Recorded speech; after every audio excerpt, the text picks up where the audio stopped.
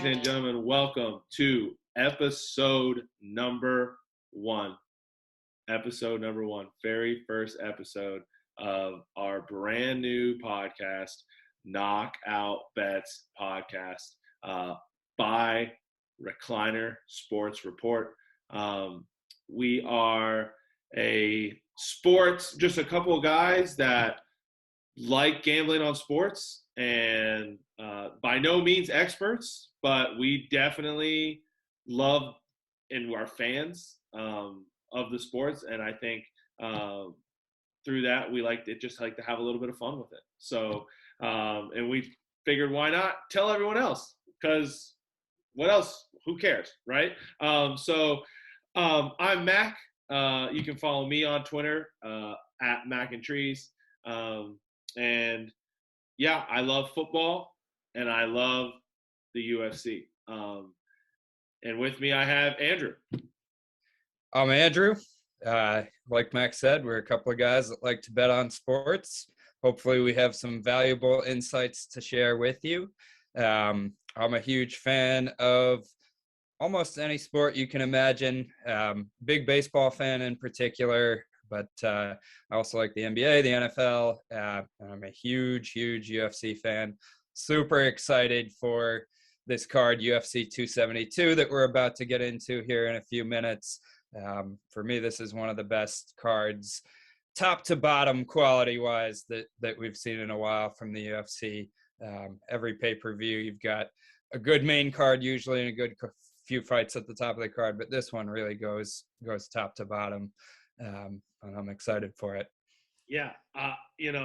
I think the UFC has really done a good job this year of putting some good fights, but it's all led up to this big card that's going to happen. And I agree with you.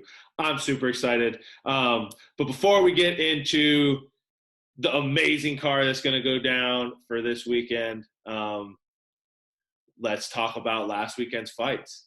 Right. Yeah. So another great card. Islam Makhachev versus Bobby Green. Talk me through, Andrew. What were your first impressions? So, to start at the top with the main event, Islam Makhachev is who we thought he was. He handled his business like we expected him to. Absolute domination, submitting Bobby Green in the first round. Or actually, he finished that one by ground and pound. He didn't get the submission, but just took him down very quickly. Did what Makhachev does. With a guy like Bobby Green, he always has that shot for the knockout, but I think you and I and everybody else expected that one to end pretty much how it did. One of the reasons Mac and I are getting into this is we just love to talk about the fights with each other. So Mac, I want to go through with you just last week. What was your favorite bet that you hit last week, and what was your biggest heartbreaker, so to speak? So my favorite bet of the whole night, and this one, it wasn't my biggest hit by any means, but it was something that I took. So I love horse racing and I love betting on horse racing, and there's a part of the walkout, right, where you watch how a horse walks down the runway or down the track, and you say, okay, that horse is looking pretty good. So you run over to the teller and you place a bet. Luckily, I could do the same thing with placing a bet as the walkouts were going. There was just something about Priscilla Cochera on her walkout that I was just like, and I saw she was an underdog, and I was like, this is just, I gotta rock it. I gotta rock with this. And those two ladies beat the crap out of each other and had one of the best fights that I thought on the night. And I ended up winning that one. So that one was my favorite. Biggest letdown, Misha Man, great fight. Great fight. Um, Wellington's just the real deal. But I definitely was really confident that Misha was going to take that one. Um, Definitely busted a lot of parlays. Uh, yeah, it was pretty disappointing. But I mean, what are you gonna do? That's the UFC for you. But that was I wouldn't say that you know like Wellington's a beast. Like you can't be mad at it. Like so. But definitely of the weekend, my biggest letdowns. What about you? There you. Well, so my favorite bet that I hit this past weekend, that I had a lot of confidence going into it, and I was really glad I was able to grab plus money, was Terrence McKinney. He's a guy I think is on the rise. I think he, within the next couple of years, will be in the top 15 in the UFC. I think he's a problem in the division. Just a great all-around fighter. He can throw hands and knock you out early. As he showed in this fight, he can get on the ground and wrestle too. Just a really well-rounded young guy that I think is going to be a problem for a lot of people in the division for a while to come. That dude's coming up. He's on the rise. And to get plus money on him in that fight, that felt like a really good hit, even though I was confident going into it. I loved it. That was definitely my favorite. Yeah, Sorry, go ahead. I loved him. I loved it. I love that one. That was a good one. He was just such an animal in there. And I'm upset because I took him for KO. I did take him for a knockout for the night. And he had to just go and submit him. It was almost like he was trying to prove a point with that, Yep. And I think I texted you shortly before that fight went down, this dude could win by wrestling. Yeah. And I was totally expecting a killer's knockout. What was your letdown? I've got to take the same one as you. It's definitely Misha Serkinov. The way he came back from the grave of having Wellington on his back in the first round to put him on the ground and pound. I think he even won that first round in the end on the scorecards. Then comes out in the second round, pretty quickly gets him on his back again. And then Wellington throws up the submission from his back, gets him in the armbar. And it just looked like about halfway through the first round when Misha took over that it was turning into the domination that I had expected that fight to be. For Misha to get caught like that with the submission, like you say, what are you going to do? You're going to go on to the next fight, the next bet, wear that one. And, if anything, I guess take some solace in that the analysis was good. It's the UFC. Anybody can get caught with a punch, get caught in a submission if they get in a bad spot. And that's just what happens sometimes. Good read on the fight and bad result. Yeah, right. I think another one that I liked, another fight that ended up being really, really good, Armand Petrosian, Gregory Rodriguez. I remember I was super looking forward to this fight. I remember watching Armand on Dana White's Contender Series when he had his win. And I remember his knockout there. It was electrifying. And I just remember, oh man, I can't wait to see what this guy's going to do. And I think it could have went either way. I think everyone can argue that it could have went Rodriguez's way. But I just think it was just a great fight all around. I'm happy he won. That's the big thing, right? You bet on them. You hope that they win. That was probably why I liked it even more, but it was just such a good fight, Yeah. Oh, and I agreed with the judges on the scorecard there. I mean, that's one of those close fights that you can't be mad at the judges really if it goes either way. But I did score that fight for Armin. And I had a bet on the other side on Rodriguez. So yeah, you gotta cover it up. What else did you like? The other fights last week, I mean, like you mentioned, Arman and Rodriguez, that was just a great war. Ignacio Bahamundes was extremely impressive. Zhu Rong is a good fighter, and Ignacio Bahamundes made him look not that good. He beat him around the cage for 2 rounds and submitted him in the third. Just a very, very impressive performance by Bahamundes in that fight for me. Yeah, yeah, I couldn't. Yeah, I agree with you 100% there. I think another one um, that I liked was Arman Sarukian. Thought he really proved a big point there. That was a pretty electrifying knockout by that one. So I think that it's going to be interesting to see where that guy goes next and who's going to fight him next. And I don't know if I would want to be someone who was going to have to fight that guy next. So yeah, I'm absolutely with you there. He is on his way up the rankings too. Yeah, man. Without further ado, should we get into the card here? Well, I do have to say, I got to share. I actually had a big, big win yeah. on a nice little 5-fighter parlay. I took Makachev, Sarukian, Brahmaj, Nunez, and Bahamundes. All favorites. Not we ain't messing around here. But that was a nice little treat. 5-fight parlay, and some of those favorites are only in the minus 200-ish range. Yeah, it was like literally the lowest one was minus 215 there. But you gotta love a nice little 5-fighter. I think we're 1 week away from a full card parlay.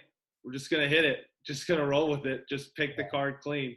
And to shout you out on that one, there is proof of that 5-fight parlay that's on our Twitter at recliner_report. Yes, follow us. Go and hit that like button. Also, please follow us. Hit subscribe. Please give us a like.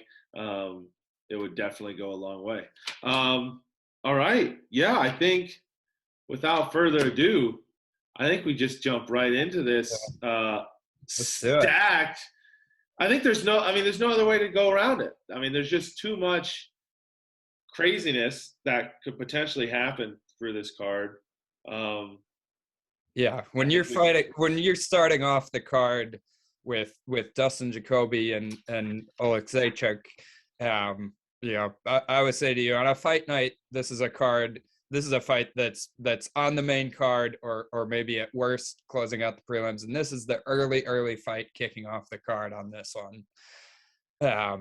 Do you want to go ahead and give your thoughts? Yeah, first? man. So I would say I think that this is like you said, setting the bar high right off the rip. You're pretty much saying like, hey, the rest of these are just going to be as electrifying. And then you say like, how can you even keep going? Like I know me and you were talking. This is a fight that you see kicking off a main card. This is a fight that is going to bring a lot. I have setting the bar very high for this fight. I think of the two fighters, I think I like Jacoby's technical side. I do think Oleksiejczuk has more knockout power, though. I think he's a little bit, got more of that one hit, finish it down. I don't think it's the best thing. I don't think it's Ngannou power, but I think it's for that division. It's good. But I do think he can't wrestle.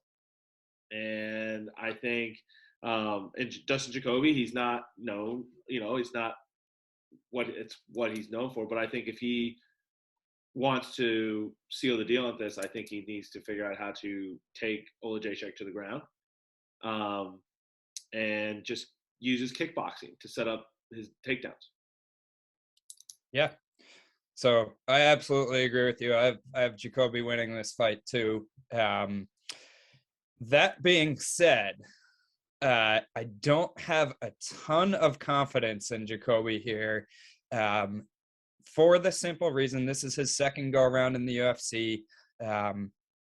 He was in the UFC back, I think, almost a decade ago, and washed out, went to a bunch of other promotions.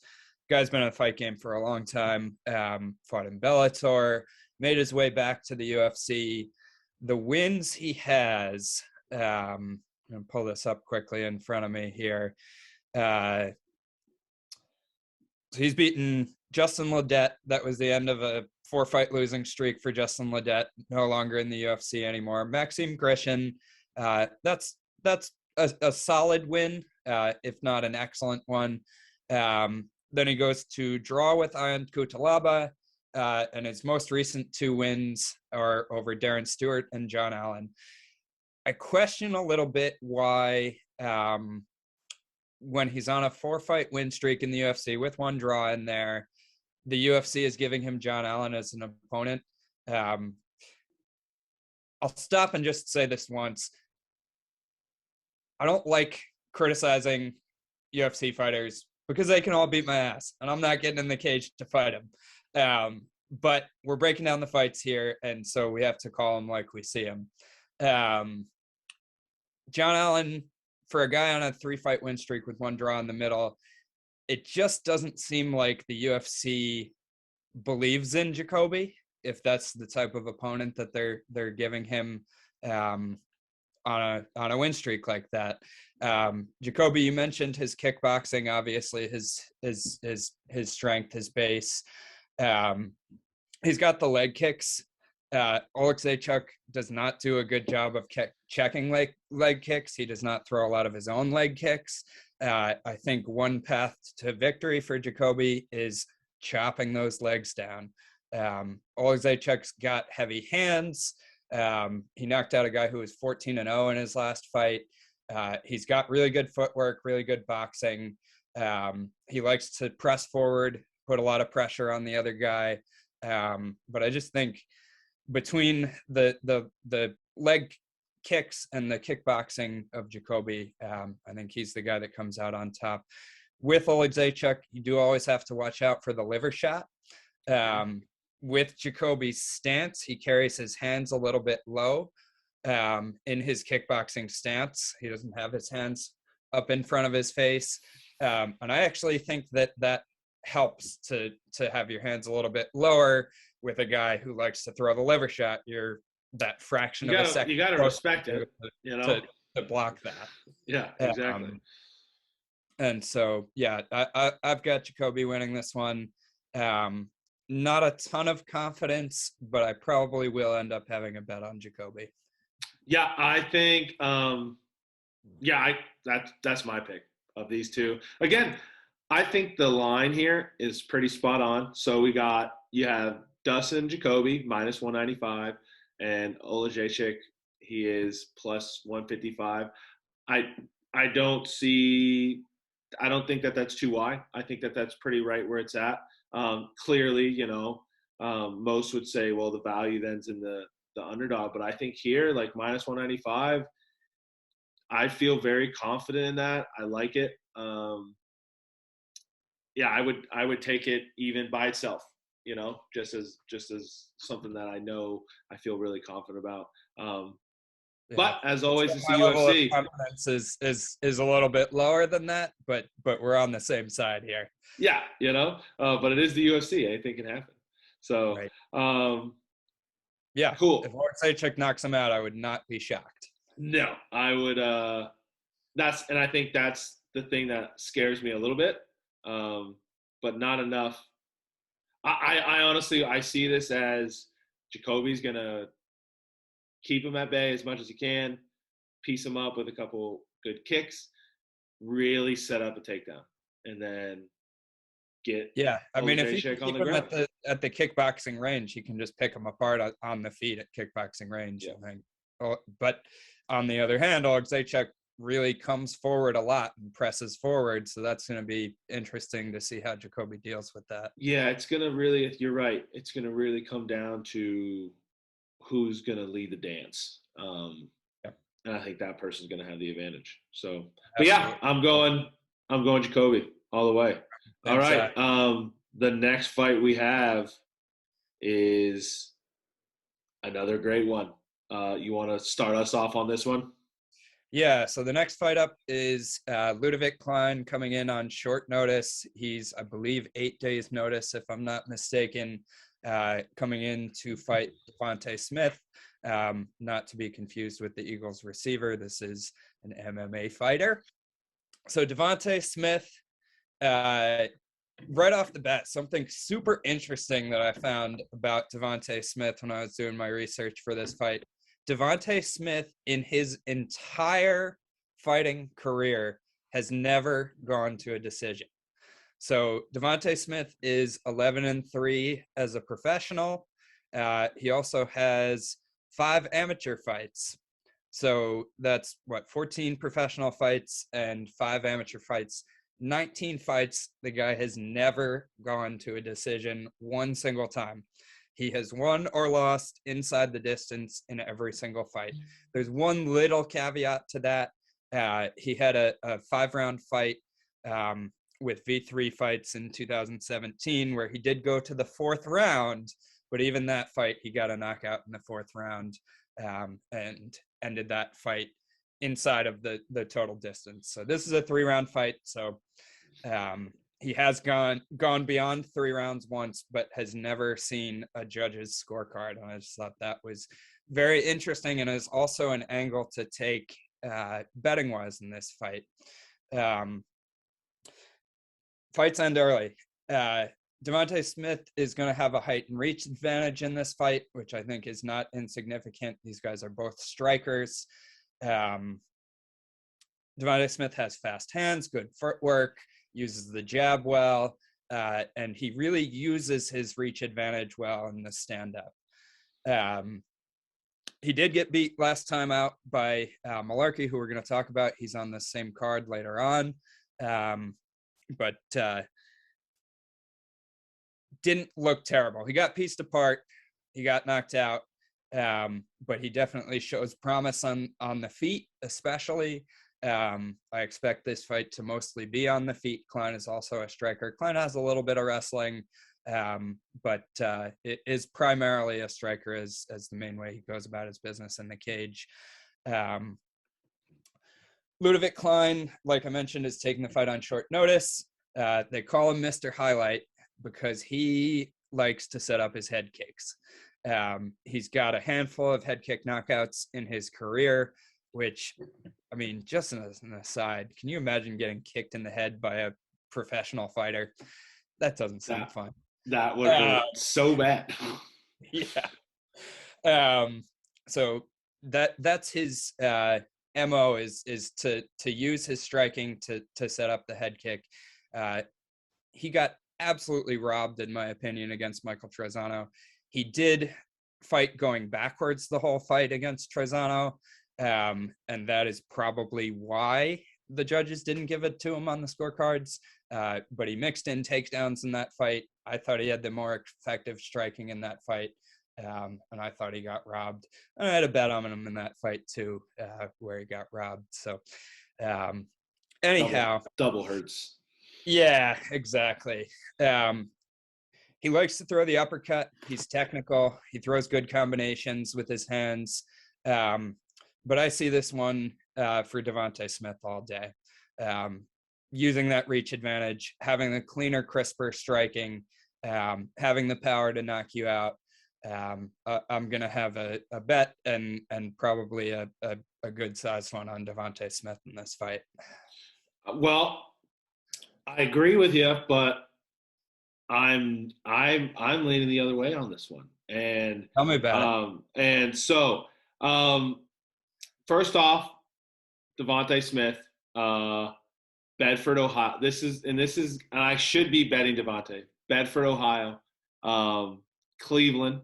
All right. Shout out to Mitch Kelly, Heidelberg football teammate right there. Um, so I I think everything on paper about this guy screams he should win this fight. And again, at that odds, minus 192. But watching his last fight, I thought to myself, oh man, he really put some of his weaknesses out there. So I think the key here that Klein needs to focus on is what he needs to think is he needs to put pressure on Devontae. He needs to tire him out.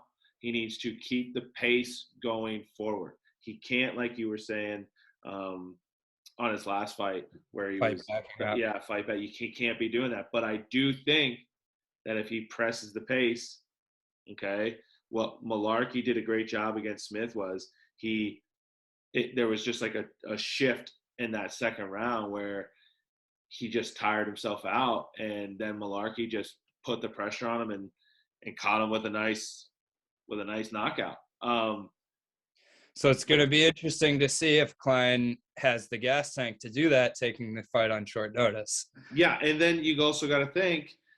I don't think uh, Devontae Smith showed a lot of his good wrestling in that fight too.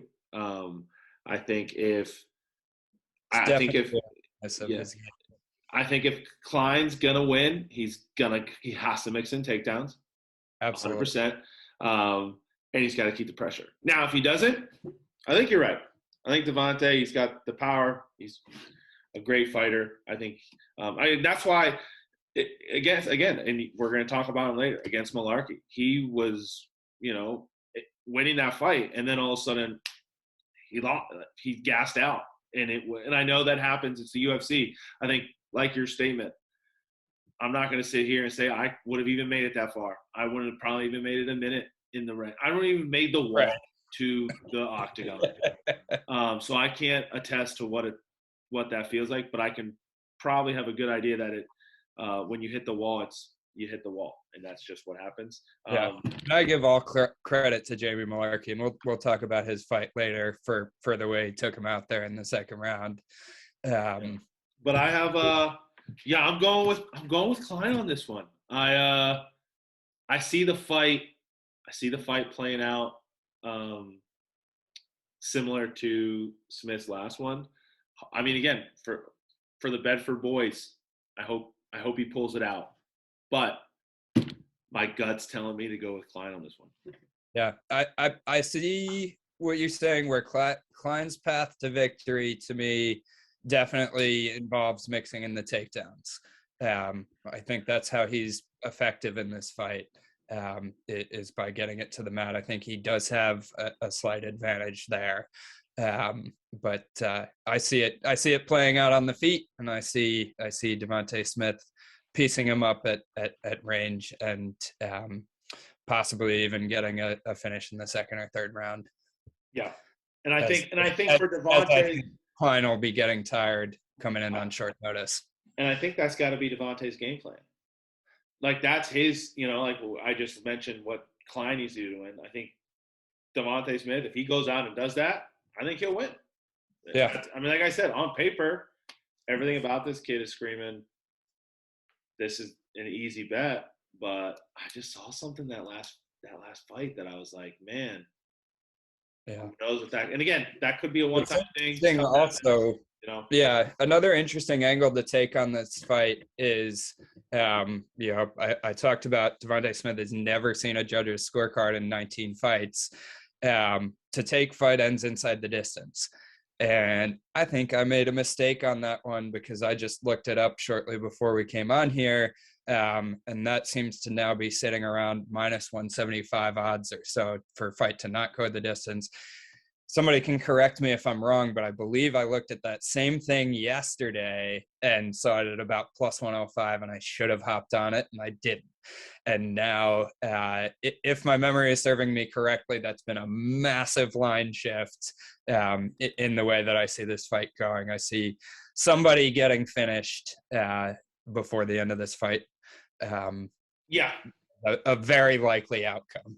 Definitely, I would say I'd feel confident with. I don't even know what. I haven't even seen yet what the over under yet is for that or where it's at right now.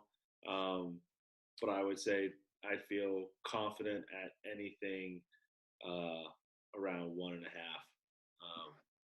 to two and a half. I could definitely, like Let's you see. said, I very Fight doesn't go to decision right now. Is sitting around minus 175, same as it was a little bit ago. and Uh, that's about right. That is about right. Yep. And Because I unless I like you was looking at said, something wrong, I really should have hopped on that plus 105 yesterday. Um, yeah, Kicking my that's one of those. That's a bad line. That's where the one again, like when you're at the horse track and you win that, and you're like, that was a big win, and all of a sudden they're like, oh, there was something wrong right. with the rabbit. So Well, that's what we're looking for. Is we're Chase, looking bad for break. value, bad lines, and um, yeah, kicking myself a little bit on that one. Oh, but I think no matter what, it's going to be a banger of a brawl. So the next fight was supposed to be one of my favorite fights, Mana Farrow versus Jessica. I love Farrow. I love her. I Yeah. love how technical she is. I love how good on the ground she is. She just I mean, again, she's a black belt in karate and a purple belt in Brazilian Jiu-Jitsu. She's well rounded, and I think she's going to do. And every time she's on, she's excited to watch. And I think Well, if that's the anything, I'm thing. just Everybody bummed. says, I'm oh, sad. Jessica I is gonna wrestle her. Jessica I is gonna wrestle her. That's how she's gonna beat her. I don't think so. I think Firo is gonna absolutely She's steamroll great. her if this fight had happened. And the odds were saying the same thing. I think Manon was about a minus 500 favorite or so before the fight got canceled. Yeah, she was. But on to the next one. I guess we'll see what else. We'll see what the UFC does with her. I'll be watching whatever fight she's in. I tell you Oh what, yeah, I think she's a top five fighter in the division. she's gonna be the next Already big right thing. now, and obviously hasn't passed the tests to have that ranking quite yet. But I think she's there skill wise. Yeah, 100%. All right, another brawl. Talk us through what are your thoughts on the next one? All right, so next fight is Tim Elliott, who is always one of my favorite fighters to watch. He's one of these guys, and there's another one coming up later this card. He's one of these guys I just love to back betting. There are certain guys, anybody who steps in a cage and is going to fight somebody else is obviously doing an incredibly brave thing. There are just certain guys and certain women that are going to go all out 100% of the time. And those are some of my favorite fighters to bet on. Win, lose, or draw, they're going to wear their heart on their sleeve 1000%. And Tim Elliott is one of those guys to me. He's a veteran. He's been in the UFC for a long time. He's actually like Jacoby, he's on his second stint in the UFC now. They had that weird Ultimate Fighter season that he ended up winning and got to fight Demetrius Johnson. Went 5 rounds with Demetrius Johnson, which is incredibly impressive. Some people might make the argument for Cejudo, but I think Demetrius Johnson is the best in the division of all time. And has become a little bit of a gatekeeper, I guess, these days. He's fought the who's who in the division. A lot of top guys on his resume, some wins, some losses. He has an interesting kind of funky, herky-jerky fighting style. I was talking about Jacoby carries his hands a little bit low. Tim Elliott carries his hands almost by his hips. His hands are so low when he's fighting. He's almost sticking his chin out there, daring somebody to hit him, and then he'll come with a shot from a weird angle. He tough, relentless, like I mentioned. When he gets on the ground, he does have a tendency sometimes to get complacent and try to fight off his back, which he really, really cannot do. when you're talking about one of these Russian wrestlers, which Ulanbekov is, from Khabib's camp. But the one thing Tim Elliott does do well on the ground is he scrambles well. When he gets put on the ground and when he decides he wants to get back up, he does a good job of making it messy, and either being able to reverse the position or being able to get back to his feet, which I think is going to be super, super key in this fight. Ulanbekov has faced good competition on his way to the UFC and in the UFC so far, but in my estimation, he has not faced yet a fighter to the level of Tim Elliott. I think Tim Elliott is going to be the toughest test for him so far. And I'm actually not all that impressed so far with Ulanbekov in the UFC. Like I mentioned, he comes from the Khabib school of grappling. If he gets on top of you and gets his shoulder pressure into you, good luck getting up. It is not an easy thing to do at that point. His fight with Nascimento recently was just a grappling clinic by both guys. If you want to see two guys just absolutely elite level grapplers, go back and watch that fight. That's a great fight there. Oh, I remember that was my birthday weekend fight card. Another great fight card. But yes, yeah, they look like just a bunch of snakes wrestling each other. Yeah, rolling around everywhere. Ulanbekov on the feet, though, leaves quite a bit to be desired. He gets hit, and he gets hit pretty easily. If this fight stays on the feet, which I don't expect it to, I expect Ulanbekov to go for the takedown over and over and over again. But if it stays on the feet, it could get ugly in a one-sided way for Tim Elliott. Tim Elliott's a wrestler first, but he definitely has better striking than Ulanbekov. So to me, the key to this one is Tim Elliott being able to stay off his back and to be able to scramble and get up if he does get on his back. And then also one of the keys in these, I don't want to call this a striker versus grappler matchup because it's not that, because Tim Elliott is a wrestling first guy. But Tim Elliott definitely wants this fight on the feet. And one of the keys to that is every new round starts on the feet. So if Ulanbekov gets a takedown, holds him down, wins a round, still round 2, round 3 start on the feet. And anytime they're on the feet, I think Tim Elliott is live for a knockout. I'm picking Tim Elliott in this fight. He's out there right now at about plus 200. I don't think, if the line were closer to a pick'em, I don't think I would be as much on the Tim Elliott side. But I think when you're getting a line around plus 200, you're getting about 2-1 odds on Tim Elliott. I think that's, to me, the way to go for this fight. So I'm definitely going to have a bet on Tim Elliott around plus 200. Yeah, and I think as an underdog bet on of the underdogs that we have on this card, I would feel most confident in that one.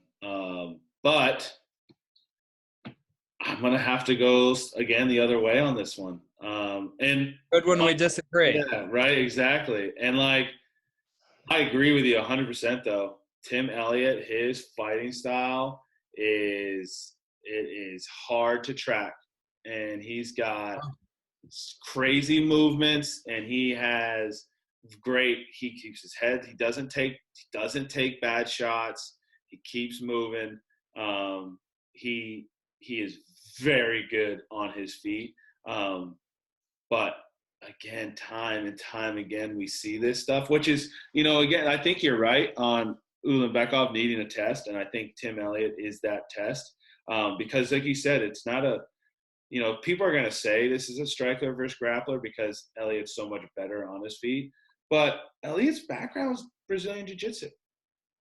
Yeah, wrestling. This is his world too. I think the problem I see, though, is Tim Elliott, like you said, when he gets on his back, he tries to throw up a bunch of submissions, and he spends a lot of time on his back. And so you have to say to yourself, all right, if this go to the judges, and we've seen some sketchy scorecards, even last weekend, a couple of those 30-27s. All right, you're telling me right now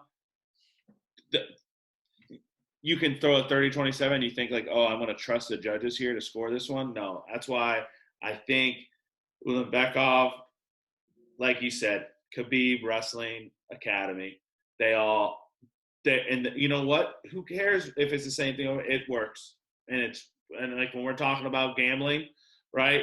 We'll always pick the thing that works, and that's why I feel safe. I feel safest. I think there's more value to Tim Elliott, and I think that he has knockout power, and I think he's quick. But time and time again, when we see these, I mean, we just saw with Islam and Bobby Green, when these wrestlers do what they do, that's what we expected to happen.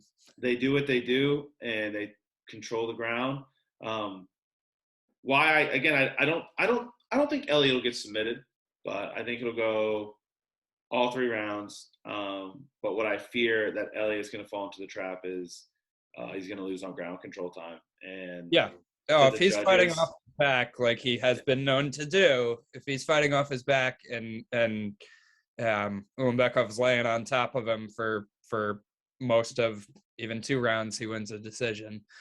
And I'm just not sold that even being from that camp, that he's quite to the level of some of the other guys from that camp, having watched his recent fights. Yeah, no, and again, I think even he could have went the other way against Nascimento. I don't. Right, exactly. Nascimento had opportunities to win that fight for sure. I don't think the judges got it wrong, but I could see it going the other way. I wouldn't disagree with them the other way either. But another thing I like about this one, talking about camps, I didn't try the world's hardest to figure this out, but I'm curious. So Tim Elliott is from Glory MMA, which is James Krause's gym. I'm curious to see what Glory MMA's record in the UFC is of their fighters. I just feel like they win a lot. And I feel like James Krause has, I mean, he's an active UFC fighter himself still, and has built himself into, I'm not going to say the best, but certainly in the upper echelon of coaches out there in MMA, and is excellent in the corner, excellent shouting advice, in these fights where there's no crowd and you can hear the advice from your coaches pretty easily. To coaching wise, have Khabib and James Krause going head to head is an interesting part of this fight for me too. Yeah, and speaking of great camps and great coaches, Coach Khabib's on this one, man. So yeah, and talk about an up and coming coach with great records. Yep, his fighters are certainly doing well. Eagle FC is going to be one to watch out. Hey, Khabib, if you watch this, man, let us report your fights. If you're looking for people, Recliner Sports Report would like to throw their hat in the ring to be the proud broadcasters of Eagle FC. We'll break down how much Kevin Lee is going to absolutely destroy Diego Sanchez by. We will be your biggest. We are always going to be your biggest supporters, 100%. We're definitely big fans. So what are you taking? You're taking hard on taking Elliott plus 200. Plus 200 to me is where the value is at in this fight. If this for Tim Elliott plus 120, I wouldn't be taking it. But plus 200 just screams to me the right way to go. Yeah, you look at it and you know how I am with big favorites. I won't touch them by themselves. I always have to try to work them into a parlay. And again, that's just the weird gambler I am. It works and it doesn't. It is what it is. This fight is something that's going to get thrown in. I'm going to definitely be throwing this in with a couple other favorites. Something like probably, Umar and Agapova. When we get to those, talking about those, this is definitely not something I'm betting by myself because I don't think by itself, like you said, the value's not there. It's too wide for me, but I also think Ulanbekov's going to win. I just think the wrestling's going to take over. But Yeah, well, that's going to certainly. bring us. That's going to bring us to the last fight of this. We're just on the early prelims. This is the early prelims, and again, one fight got taken off like that. Yeah. So the last fight, Umar Nurmagomedov. Speaking of Khabib, it's his cousin. Those Khabib boys, I tell you what, they are really, really lighting the UFC on fire right now. Right off the bat for me, I think it's a no-brainer. I definitely think the line is super wide, but no, I don't know if it's wrong either though. I think it just looks crazy because it's minus 640. I think minus 700 in some place. Right. I think DC, this last fight said it right about Umar is, when you minus 800s out there. when you see Nurmagomedov and you see, his Khabib's fighters and you see those people in that camp, you automatically, like we were just talking about, you automatically go to the wrestling. But this guy is dangerous on his feet too. And I would say maybe even more dangerous I think not just here's why I think he's dangerous. It's because he doesn't mind it. When Khabib and these other guys, when they it's not like they're going to back out of it, but when they don't feel comfortable, they go back to what they want to do and they go and end the fight. I'm not saying they're the bad fighters. And again, like we said before, I ain't getting in there because they'll knock me out. I'm not saying he can't knock out. I'm just saying when a lot of these on that team, when they start feeling uncomfortable, not that they're getting beat, when they start like, I don't like the way this is feeling, I'm just going to end this now on the ground, or they're going to take down. Whereas Umar, he doesn't mind it. And I think that's what makes him more dangerous. I no disrespect to Brian. I think, he's on a hot streak right now. He's got 5 of his last 7. He's got a victory. And I think, he's got 10 of his 24 wins are by submission. So it's not like he's can't wrestle, I just think he's going against a really good fighter. I think he's going to all around fighter.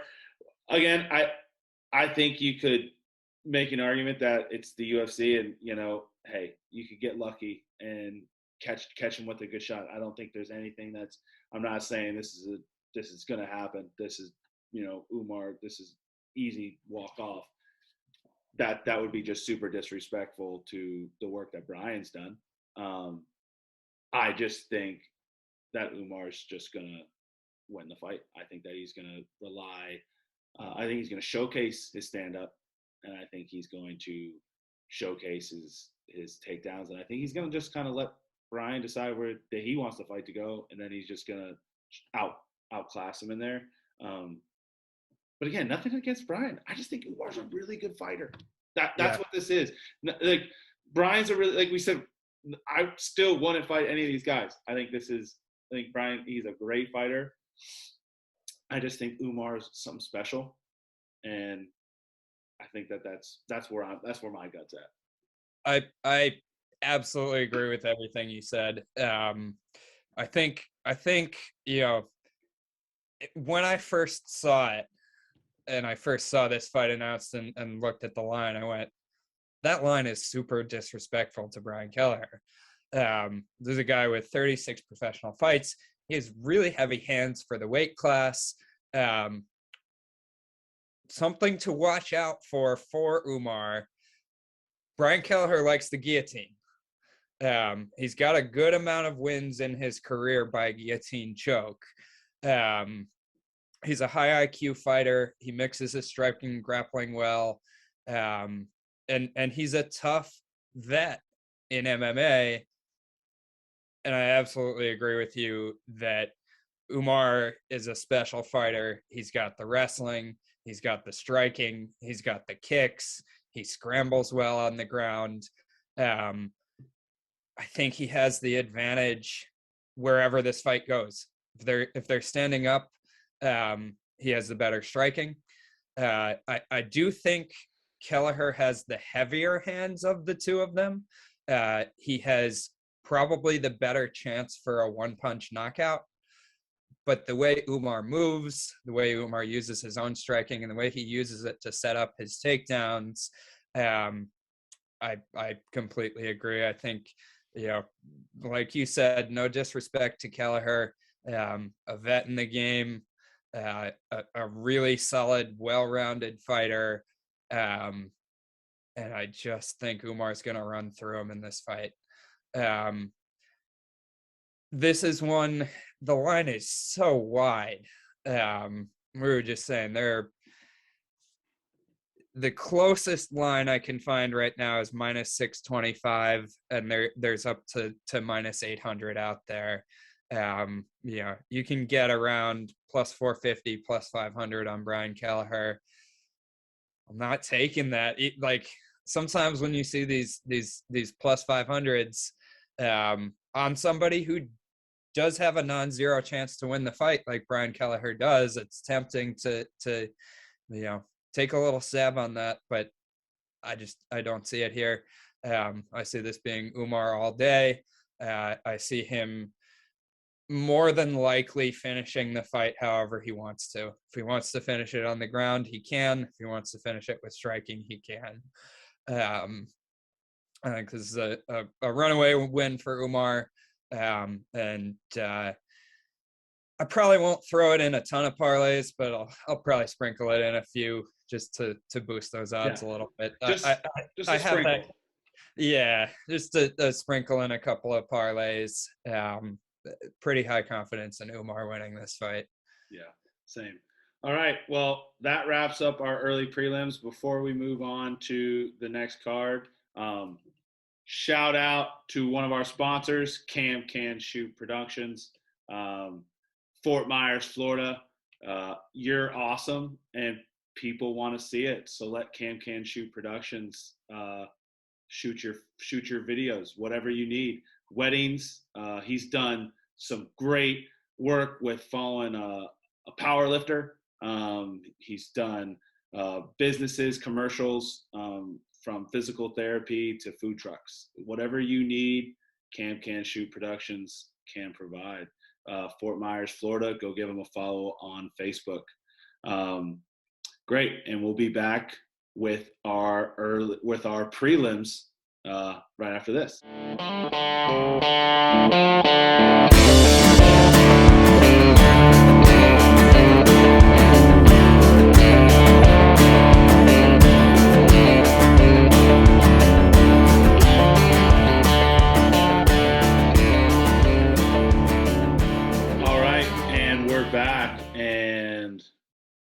Here we are with the prelims. Again, I felt like the early prelims, such good fights. And that's what we were saying, I think, before, why we're so excited about this card. We haven't even mentioned the two that this is all about. And I know we're going to be talking about when we get down there, but Jorge Masvidal, Colby Covington, UFC 272. Talk about a banger. I feel like it's going to be like when I watch Avengers Endgame and Infinity Wars. Like, I feel like when I watched those at that time and I just was so lost in the moment and that escapism came in, I'm just sitting there enjoying every second of my life, knowing that this is the only thing I have to focus on, is watching these human beings beat the crap out of each other. But let's move it right along. So take it away. Talk us through our first fight on the prelims. We got Maria Agapova coming in against Miraz. Miraz is a bit of a veteran for women's MMA. She's got 8 fights in the UFC. She's been in the UFC since 2015. So that's not a lot of fights, considering that's 7 years, 8 fights. But she's been around for a long time. Not to go too far into this, because this is not that show, but she is from the Ukraine. So you want to root for her to win this fight. You just want to see her win. She's actually the boxing coach for the Ukrainian women's boxing team, which is interesting. She has pulled out of 4 straight bookings with the UFC for various reasons. One of them was for visa issues. I'm not sure if the others were injuries or not, but finally getting back into the octagon here. She's very technical on the feet, as you'd expect from a boxing coach. If this is a first-round firefight, they're just going out there throwing hands. She definitely has the advantage. She will probably have higher volume in this fight, but Agapova, I think, is going to be a force to be reckoned with in the UFC. She's a relative newcomer. She's probably most well known for going out wild against Shanna Dobson, as she was a minus 1250 favorite against Shanna Dobson. Everybody thought she was just going to absolutely run through her. Went out wild in the first round, completely gassed, and ends up being one of the biggest upsets in the history of the UFC, losing that fight in the second round, just completely out of gas. But she is a finisher, which you don't see a whole lot in women's MMA. Forgive me a second, I'm pulling her up here, but needless to say, she's got a lot of finishes in her career. Yeah, three knockouts, 5 submissions off of 12 fights. That's over 50% of her fights for sure. Yeah. So she's not necessarily a technical fighter, but she does have accurate striking, and she hits hard. Yep. She's definitely going to have the power advantage between the two of them when it comes to striking. Looks like she's probably going to be the stronger fighter if it goes to the mat. She probably has an advantage on the ground here, and just because of the power that she has in her hands, as much as I want to see Moroz win this fight, being from Ukraine and everything that's going on, I'm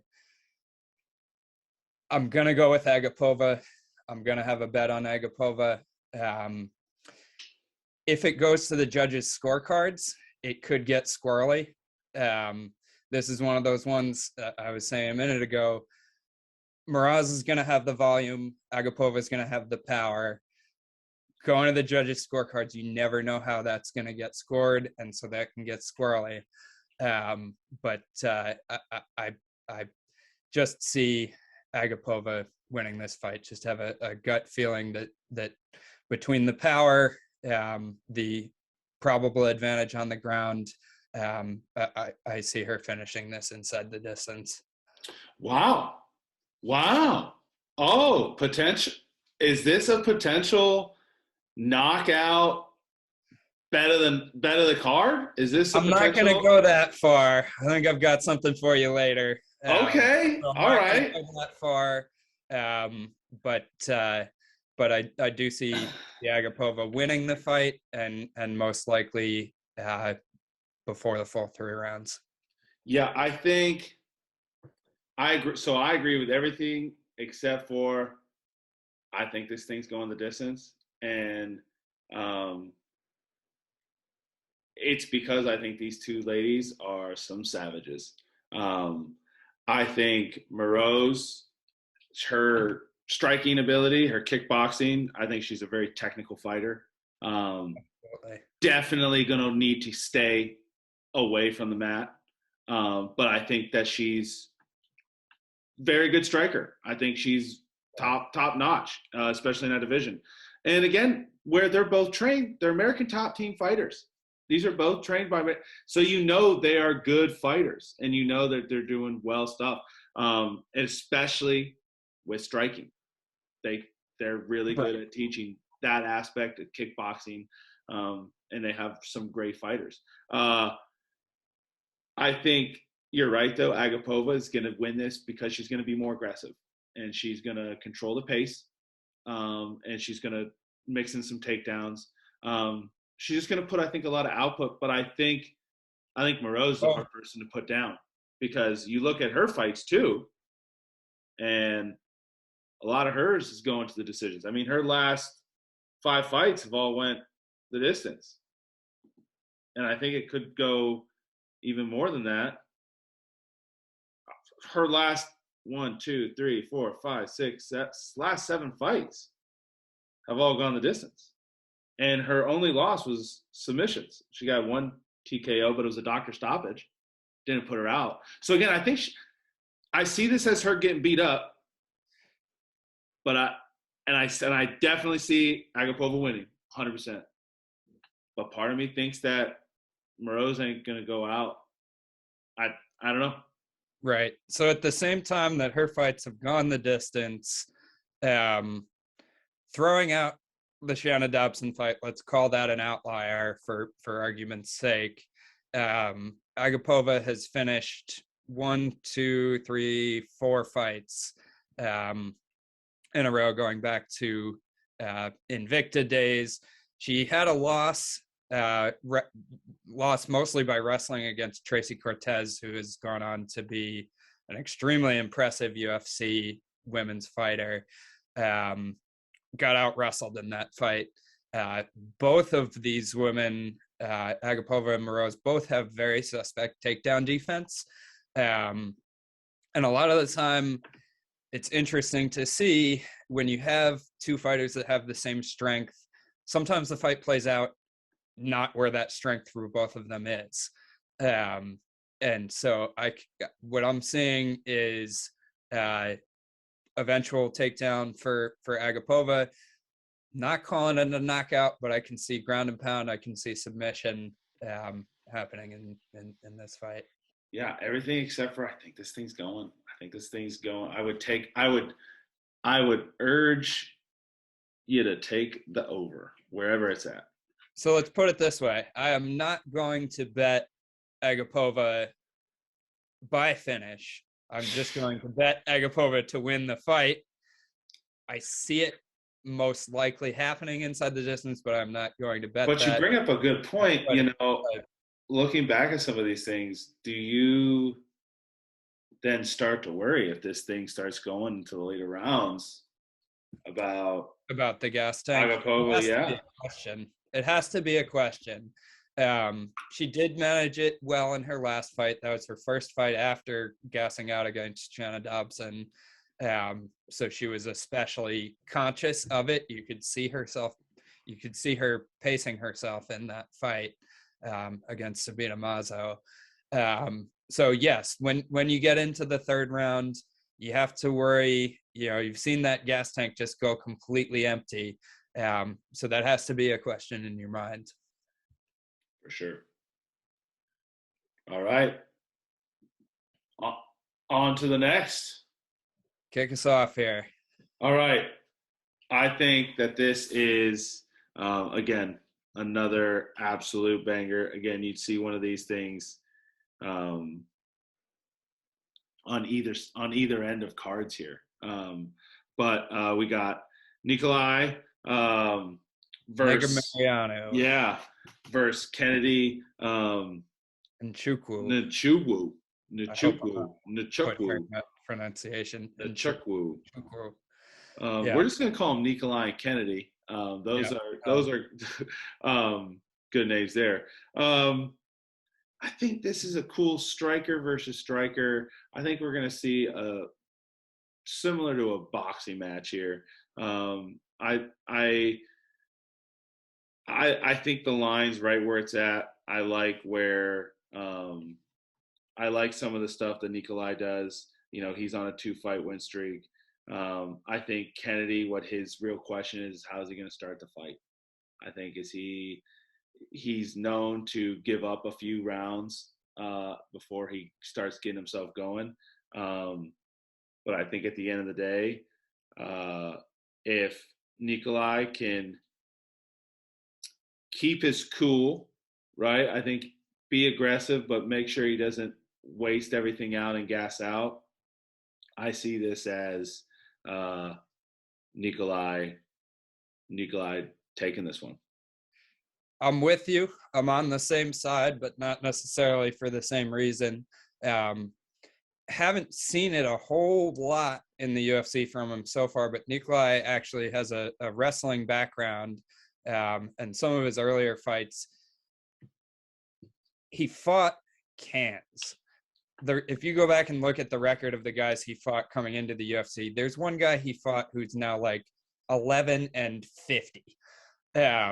He did not have high quality wins coming into the UFC, but his fight against Alexa Kamer was extremely impressive. I'll go back a second. If you see some of his earlier fights, he would just pick guys up and put them down kind of at will. And these are big dudes that he's fighting against. But for lack of a better term, he's fighting guys that are 1 and 2. He fought a guy that's now 11-50. He's not fighting high level competition on his way into the UFC. Since he's gotten there in a couple of fights, he throws bombs. He has absolute like Thor's hammer in his fists. He is not at all technical with his punches, but he throws hard. He also has an incredibly impressive chin.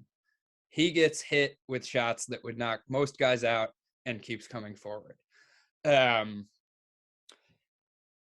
In this fight, Kennedy is coming in on a little bit of short notice. Kennedy is extremely tall for this division. He's 6'5". He has an 83-inch reach. He's going to have a big height and reach advantage. Nikolai is just big and thick, strong guy. He knocked out Ike Villanueva in his most recent fight. Ike Villanueva, a guy that's 18-13, still in the UFC because he puts on exciting striking fights, but not the highest level of competition in the UFC. I really look to Nikolai's fight with Alexa Kamer more for what Nikolai is capable of. The way I see this one going, I see bombs getting thrown on both sides, and I see actually Nikolai winning this fight by wrestling. I don't know that he's going to get the finish. Kennedy actually has pretty good takedown defense. It's the weight division. He's obviously huge. He is not easy to take down. But I see Nikolai pressing forward. He just walks forward. He walks through shots to throw shots. He walks through shots to set up his wrestling. He gets cracked in the head, cracked on the chin, and doesn't go down. I see Nikolai winning this fight by just continuing to walk forward.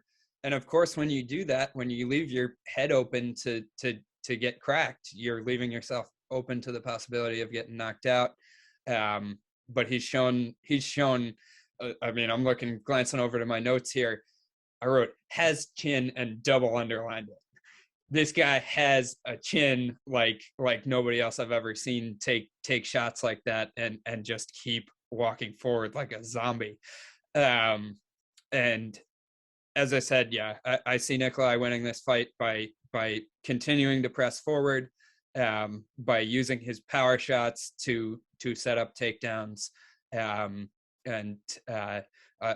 We're both on the underdog here. Nikolai is about plus 125 at the moment, it looks like. Yeah.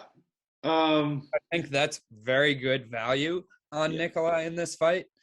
And I will definitely have a bet at those odds. Yeah, when I saw this line, after I was watching, the film and the fights on these guys, I would have thought it would have been the other way, with Nikolai being the favorite. So I'm happily taking this. I got it at my early line. I have one bet in on plus 115 on a nice little underdog parlay that we'll cover later at the end of the show when we list our crazy bets. But I like everything about him. Like you said, he's aggressive. I think you're right. Whoever can control the ground is going to win this fight because, again, I think these two are both great strikers. I think Kennedy's going to want to keep it on the feet, and that's smart because he could end it at any second. But like you said, Nikolai's tough, and he's got a chin. I don't think that Kennedy can't do it. I'm sure he could punch through anyone's face, but I think Nikolai is built like a statue and straight marble stone. If Kennedy had no chance, it would not be this close to a pick 'em, and Kennedy's the favorite actually. He's the favorite. So, but yeah, I think as in terms of underdogs on the card, throw him in on ones you want to have on a bet. I agree with you. Nikolai, Negumereanu, right? Negumereanu,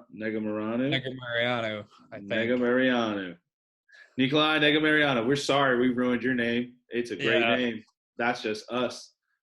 We're just bad at pronouncing names. Just being unprofessional. That's how we roll. I mean, I watched the fights. I heard the commentators say his name, and I still can't say God, and there it goes. The whole ship has been blown up on our first ever podcast. It comes true. No, these, Negumereanu. All right. Let's move on. I don't know if it's really that.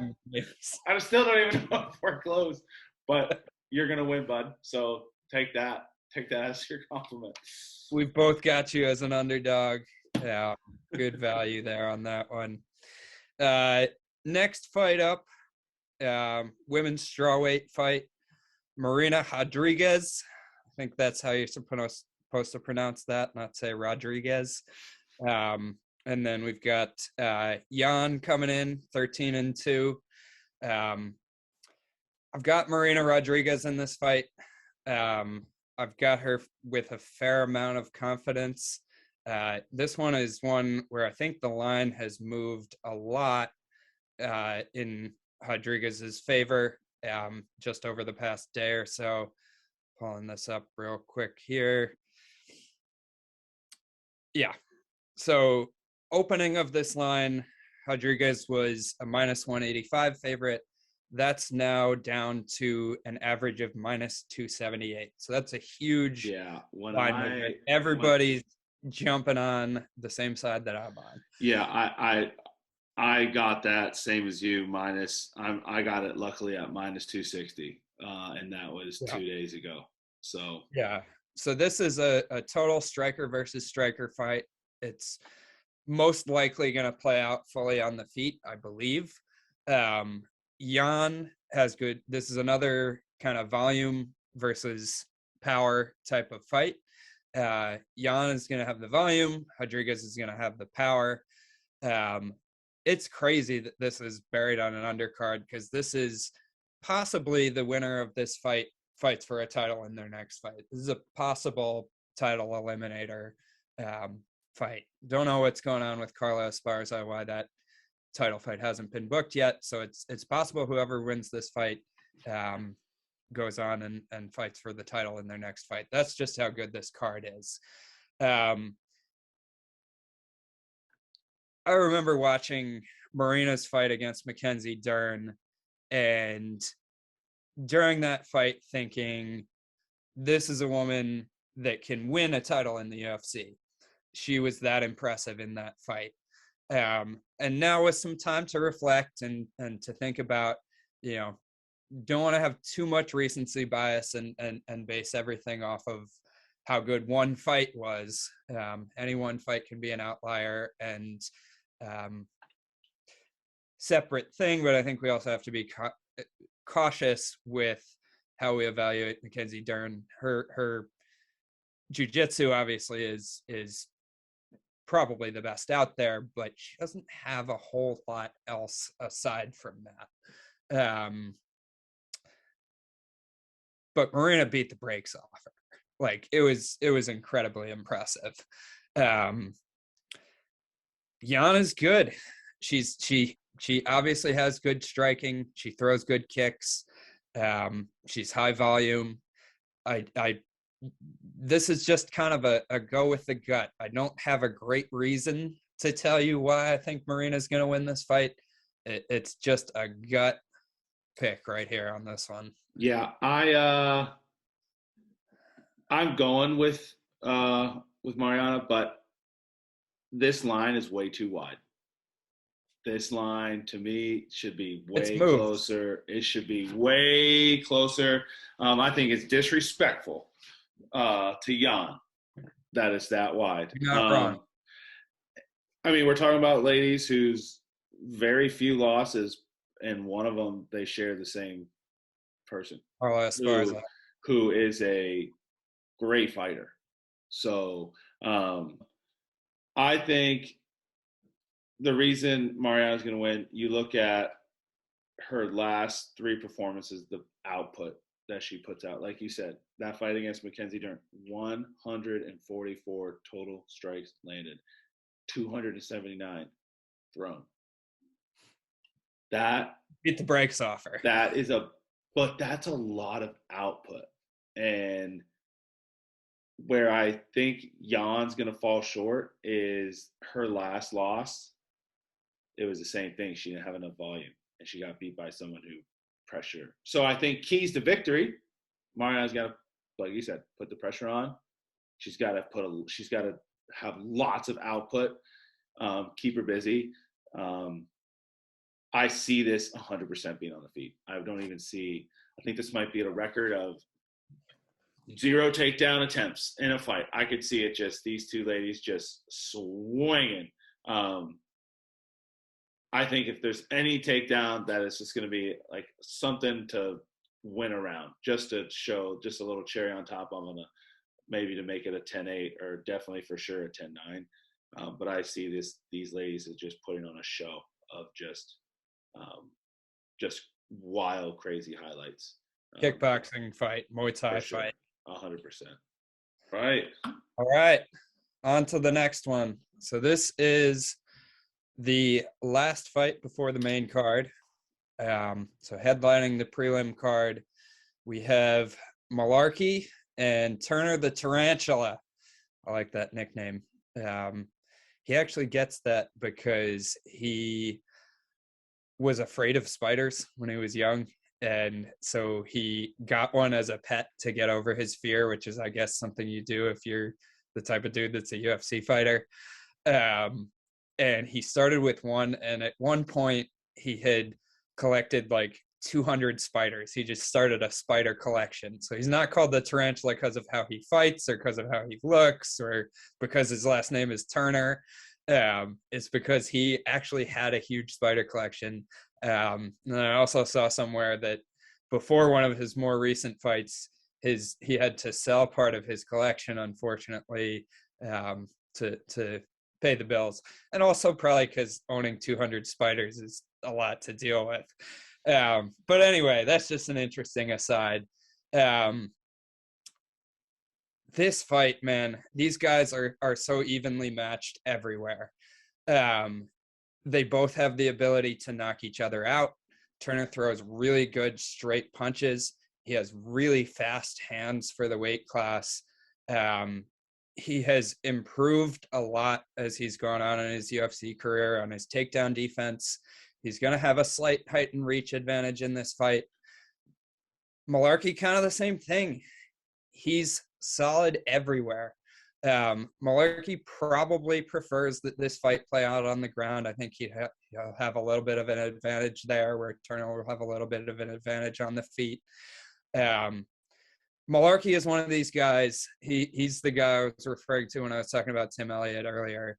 One of these guys that just goes balls to the wall in every fight, is going to fight his ass off for your dollar if you're betting on him. He has so much heart, toughness. Anybody that steps into a UFC cage does, but his is like a level above. He's a pressure guy. He's going to come forward. He also throws hands. I mean, we saw it. We were talking about it earlier when we were talking about the Devontae Smith fight. He pieced him up. He wasn't just going to the head. He had shots to the body. The shot to the body was probably the beginning of the end of that fight. So he mixes his boxing well, throws kicks. He's just an all-around good fighter. with this being so evenly matched and with the odds where they are right now, I'm popping that up on my screen here. We're seeing about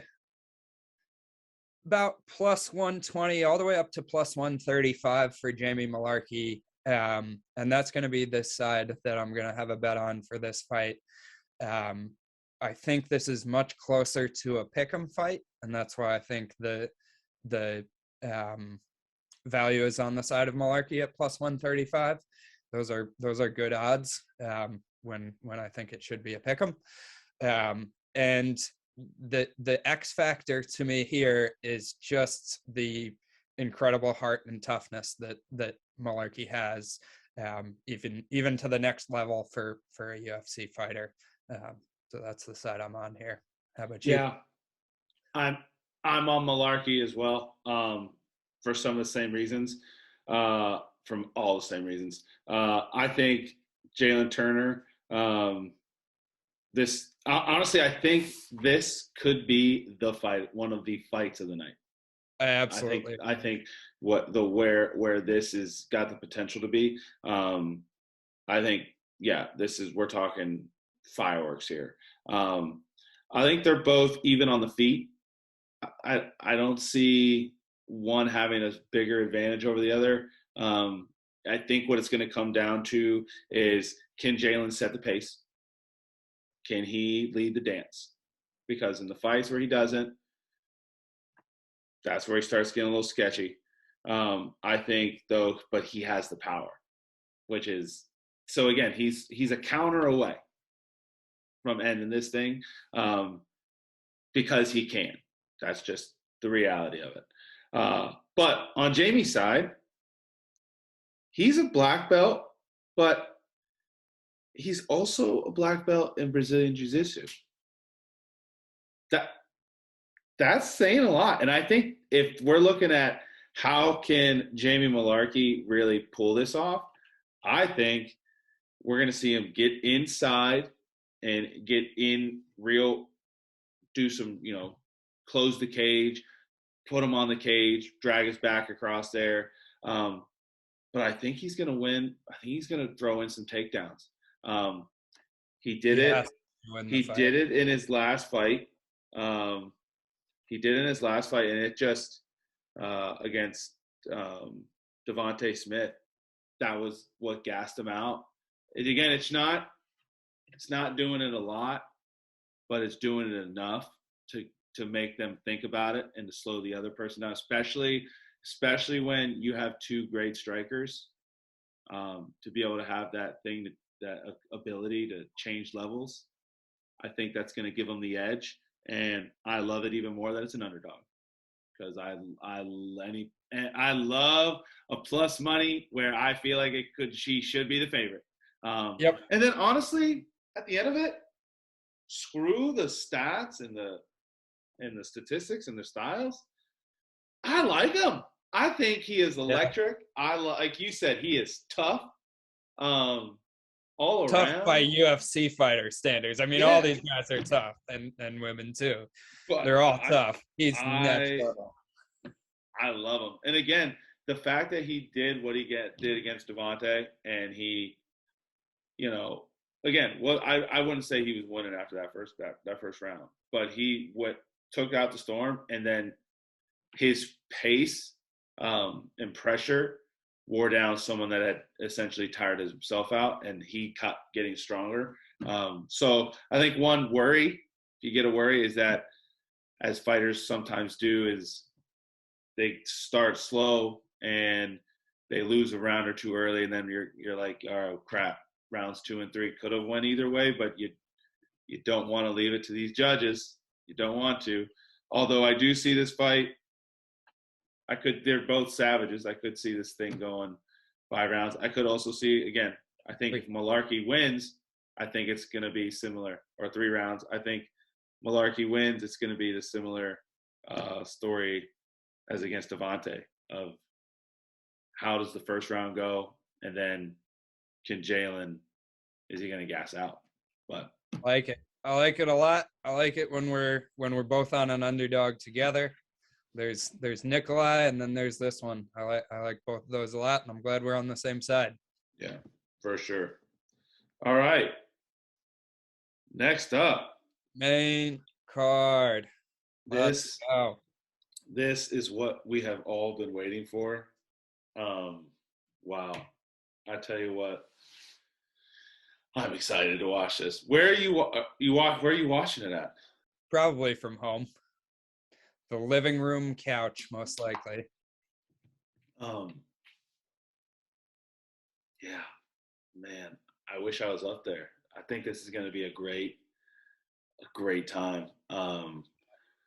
Ever since the Super Bowl, I rigged up my living room with the projector, and now I feel like I'm actually at the fights. And I haven't, yeah, I haven't taken it down. So I'm excited. I'll be watching it like that.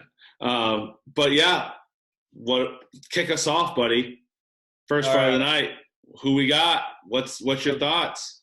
Greg Hardy gets to be on the main card, not because he's a great fighter, because he's Greg Hardy, because he has name brand recognition, because he has notoriety, because he has a lot of people who don't like him, and rightfully so. So Greg Hardy is kicking off the main card against Sergey Spivak.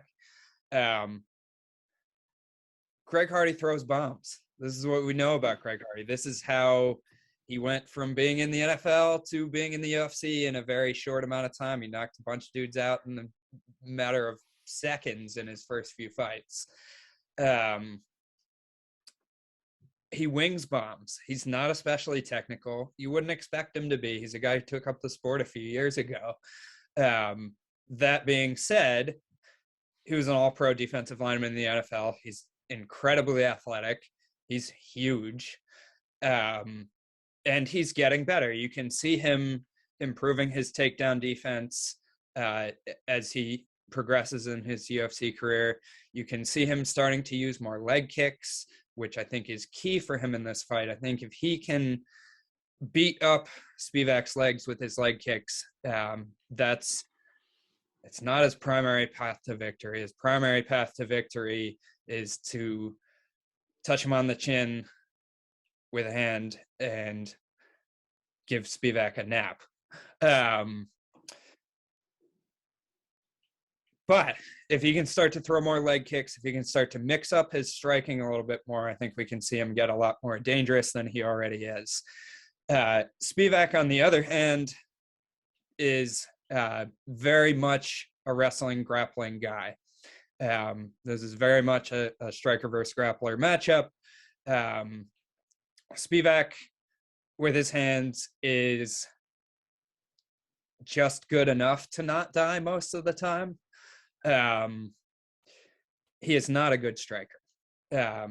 Greg Hardy is not especially technical, so I think Spivak can stay with him on the feet for some amount of time, and I think it will be long enough where Spivak's going to get Greg Hardy to the mat, use his wrestling to control the fight to either find a submission, find ground and pound, or just lay on him for 3 rounds and win a decision. That's the way I see this one going. However, I think anybody that wants to bet Greg Hardy in this fight, I don't think you touch the money line with Greg Hardy in this fight. I think you have to bet Greg Hardy by knockout. I also think that you're even better off probably betting just both of Greg Hardy by knockout in the first round and Greg Hardy by knockout in the second round. We've seen Greg Hardy have gas tank issues in his fights. We all know about the famous inhaler gate saga that happened with him. If this fight gets to the third round, I have a tough time seeing Spivak not winning that third round. So yeah, if you want to be on the Greg Hardy side, I see it as betting those round 1 and round 2 by knockout props. Of course, something crazy can happen. You can mostly knock him out and jump on the neck and get a club and sub type thing. Anything can happen in the UFC. I just have a tough time seeing Greg Hardy winning this fight by anything other than knockout in the first round or second round. And what I see as the more likely scenario, and where I'll have my bet, is on Spivak wrestling his way to a victory. Yeah, Gas out and really becoming dominant in the second and third rounds as time goes on. I think Hardy's doing well for himself in the UFC. Absolutely. I think he's got a great, fighting style. He's got the power, but I'm just seeing, like you said, I'm seeing Sergey just making this a wrestling match and making Hardy prove, or at least teach him that he's got to be really well rounded and you can't just throw bombs here. I think, Greg Hardy, he's coming off 2 losses, but he's coming off 2 great fighters. His last one was to Ty, and again, he at least was a man about it. He went in the center of the ring and said, "Let's do this," and he rocked Ty too. He rocked him. Yeah, Ty's a good fighter. Yeah, he can throw punches too. Where I see Sergey's weakness is Sergey's not tied to Vasa. And I think if Sergey tries to stand with this man, he is making a bad decision. He is making, and like, that's the thing is you look at his taking a nap. You look at the last fight, and that's what it was against Tom Aspinall. Now, Tom Aspinall is a great fighter, and he should have won the fight. He did win the fight, and he knocked him out. But when you look at it, he never attempted to try to take that thing to a mat. He tried to stand up against a man who's really good at that. So Tom Aspinall, like, if he makes that same choice against Greg Hardy, we're in that week. This could be a minus 220 blow up on a lot of parlays. Again, I think 100% he should win. And I wouldn't be surprised. I honestly, what I see is like a crucifix, something where good submission. That's what I see this. And I think, honestly, Sergey, don't mess around, buddy. Don't mess around in this, because if you take it any farther, you're at any time you can get put night-night. It's not just like, oh, it's the 3rd round.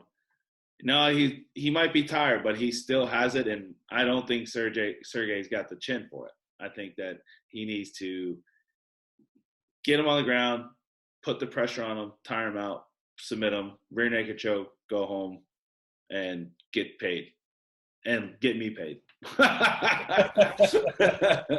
Yeah, I'm with you 100% there.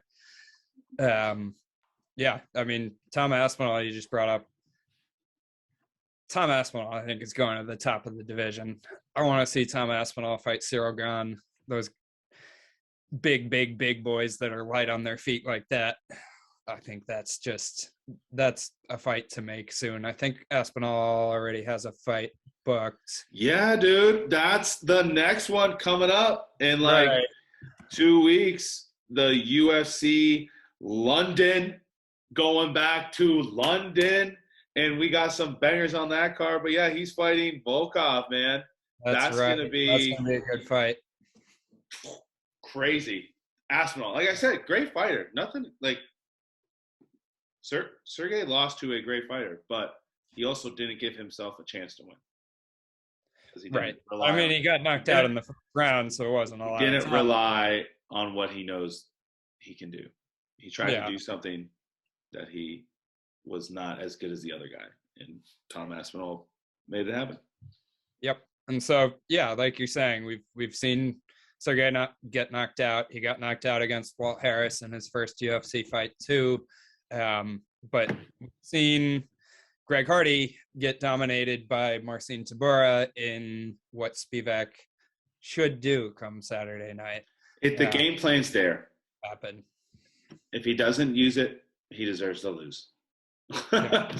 Well, on an interesting note too, you brought up Tui. Spivak actually beat Tui before Tui started going on his run, which is something by taking him down over and over, by gassing him out, by being on top. And MMA math is not perfect, but obviously Tui knocked out Greg Hardy and Spivak Dewey.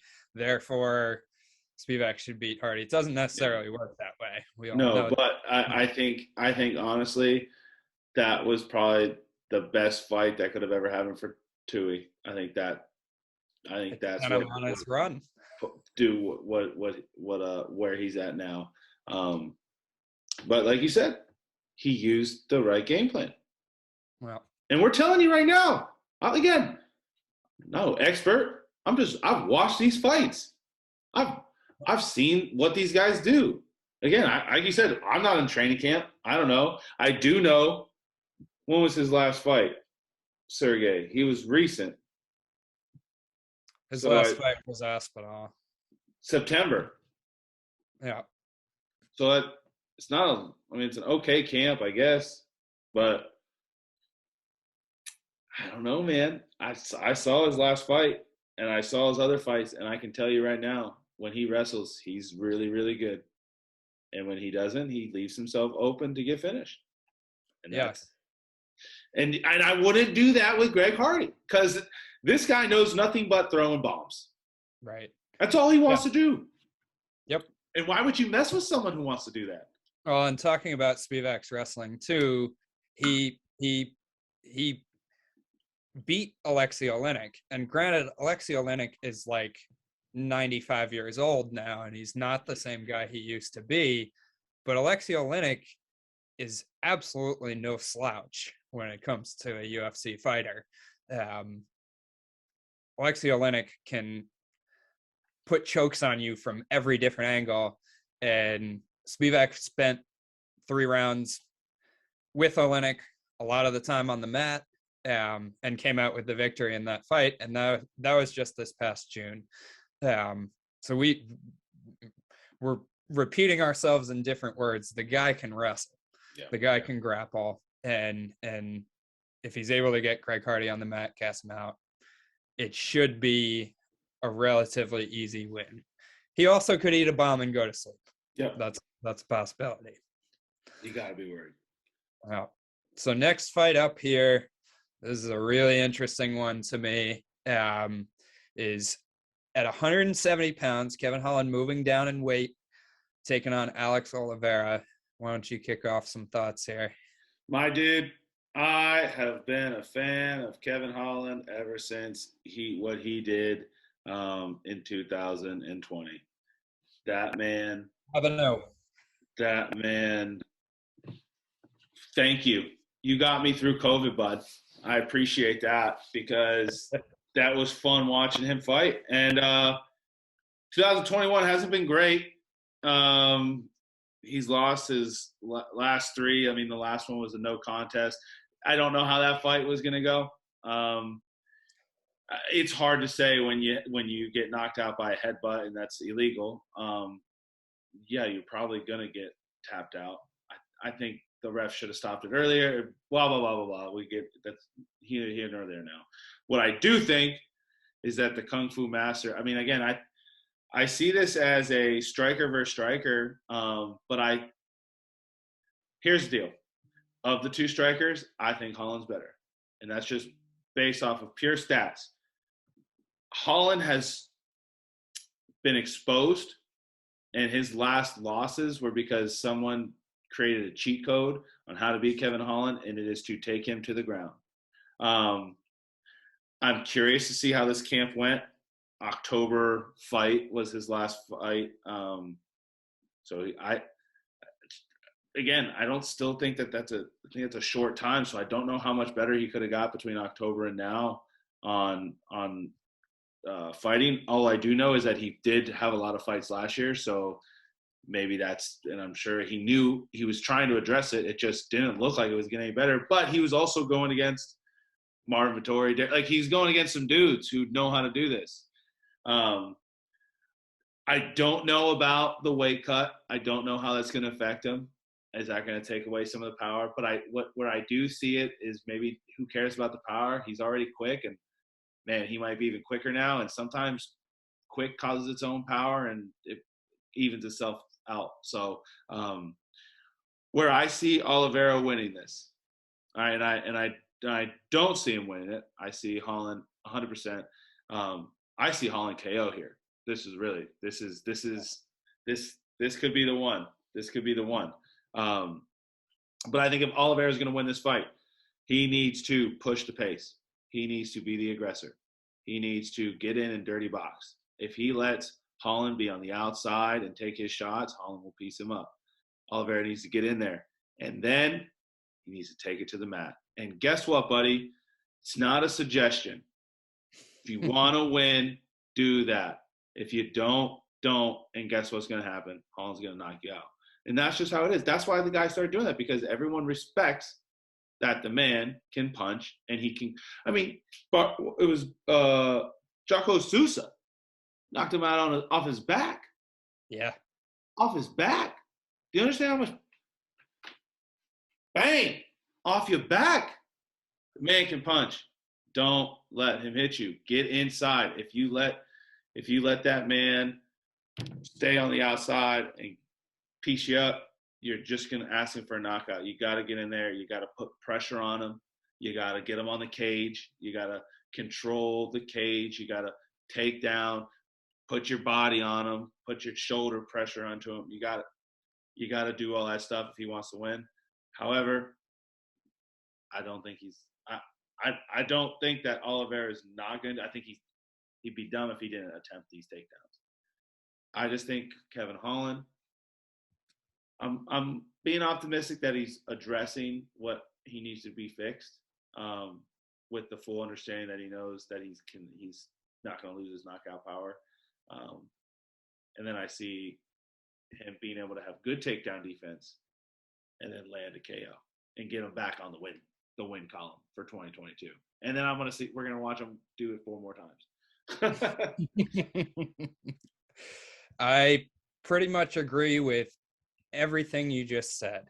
Yeah, the weight cut is a question mark, but he's come in for some of his fights at 185 at like 183. So I'm not too worried about the weight cut for Holland. Like he said, he's been exposed. It's a cheat code, whatever you want to call it. The key to beating Kevin Holland, wrestle. So I got a question for you. Go for it. Is this a thing then with light heavyweights and just going back down to middleweights? Middleweights going back down a class, like when they get wrestled on, right? They go back down. Once they go up there with the big boys, they think, okay, I can't win here, and then they go down. Is this a new thing we're seeing? Adesanya did it. He was like, no, I can't win that way because they sit on me. I'm just going to go back down and strike. And then is this where Holland, maybe now he is in a weight class that he can compete in and be a striker? Well, so Holland's fought at 170 before. So, like, this is him moving back down, but he has fought at 170 in the past. So it's not like he hasn't done it. I mean, guys move weight classes all the time, and it's, you move up if you think you might have more power at a little heavier weight class. You move down if you think you might be able to, just have a size advantage, be bigger, maybe be quicker at a lower weight class, whatever it is. But yeah, I mean, you see guys like Jose Aldo, who late in his career, like, he looks like a skeleton when he goes and does his weight cuts his last couple of fights. And then he comes out and puts on a show because he's Jose Aldo and he's that good. But I don't worry about Kevin Holland looking like a skeleton on the scales when it comes that time. You have to question it the first time going back down after a while. But I don't think it's going to be a huge issue for him. I think he's going to make the weight cut just fine. Just echoing what you said, the cheat code to beating him is the wrestling. Oliveira does have 5 wins by submission in his career, so he can do it that way. Right now, Kevin Holland is sitting around minus 300. There's a minus 290, minus 320 in that range there. Until I see Kevin Holland consistently stuff takedowns, I can't bet on him at minus 300. What I can do, though, and where I agree with you, is I can look at a Kevin Holland knockout prop.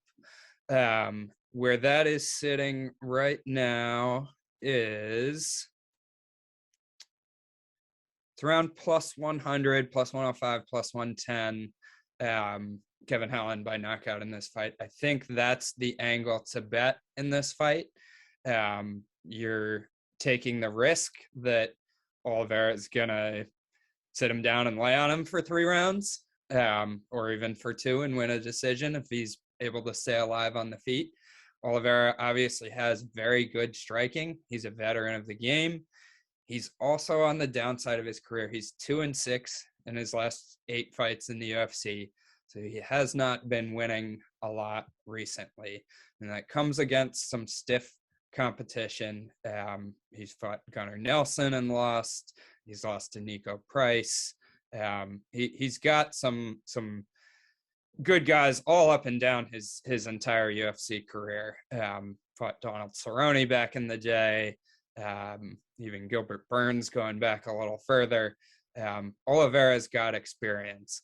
And I agree with you. The Kevin Holland show, when Kevin Holland was 5-0 in 2020, was just that Jacare knockout that you mentioned is one of my favorite UFC highlights of all time. Like, he's on his back, knocks him out just with like the power that he generates from having a long arm and a little bit of torque or whatever. But there's no feet, there's no body weight behind that shot, and he knocks the guy out.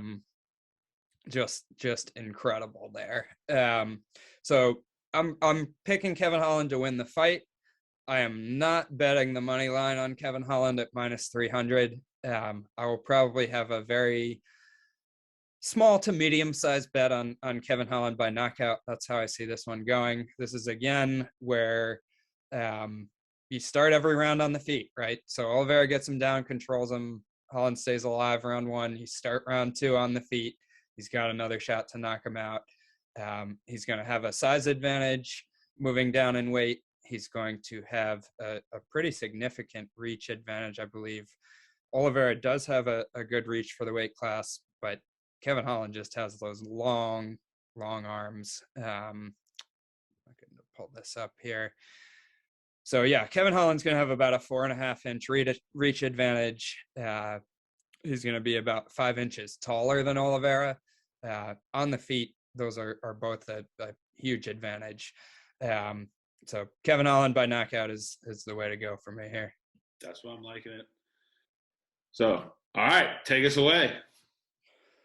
Next fight up, Bryce Mitchell, Thug Nasty, and his camo shorts, coming in against Edson Barbosa. Feel like we've talked a lot about striker versus grappler matchups on this card. This is absolutely another one of those. Bryce Mitchell's grappling, my goodness. He's, highly marketable guy for a lot of reasons. His highlight in the UFC is the twister submission that he had a couple of fights ago. That's just I think that was maybe the second one ever in the history of the UFC that somebody had actually pulled off successfully.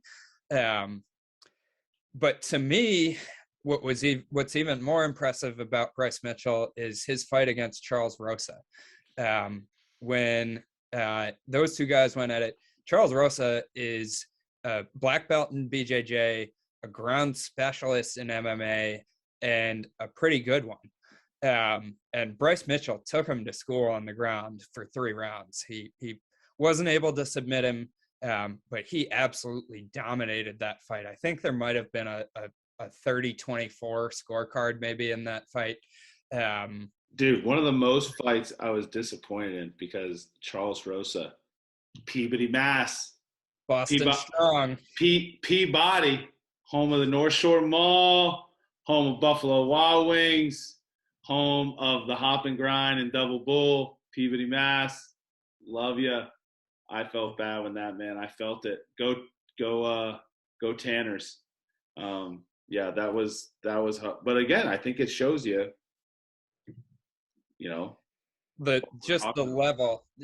There's levels to everything. There's levels to this in MMA, and Charles Rosa is a high level grappler in MMA, and Bryce Mitchell took him to school. That was incredibly impressive what he did in that fight. Then he goes in his most recent fight this past October, and he beats Andre Fili, who he has one of my favorite / least favorite nicknames in all of MMA, Andre Touchy Fili. That just like gives you the heebie-jeebies every time you hear that nickname, Andre Touchy Fili. But anyway, back to Bryce Mitchell. Similar to Sergey Spivak, his striking is absolutely nothing to write home about. He is going to go like a rabid dog after takedowns. He wants to get you on the mat, improve position, submit you. That is Bryce Mitchell's game, up, down, and sideways. Barbosa, veteran of the game, slick striking. He's been in there with the who's who of the UFC. He's fought Shane Burgos, Paul Felder, Gaethje, Hooker, Kevin Lee. He fought Khabib, Beneil Dariush, Anthony Pettis, Gilbert Melendez, Tony Ferguson. I mean, his list of guys he's been in the cage with, win or lose, is I don't even know how to categorize it. It's the best of the best in these divisions in the past 5 years. And that experience edge is not to be discounted. I really, really, really want to bet Edson Barbosa in this fight, and I just can't bring myself to do it. When they're on the feet, it's Edson Barbosa all day. Striking is not even close in this matchup. He's not going to do this, but if Bryce Mitchell were to try to stand and bang with him, he'd be knocked out in the first round, no question. However, I see Bryce Mitchell running his game in this fight. I see him getting it to the mat. Barbosa does have a strong get-up game, which is also what's tempting me to bet Barbosa in this fight. I just don't. I can't think of a grappler with submissions like Bryce Mitchell that we've seen in the UFC in recent history.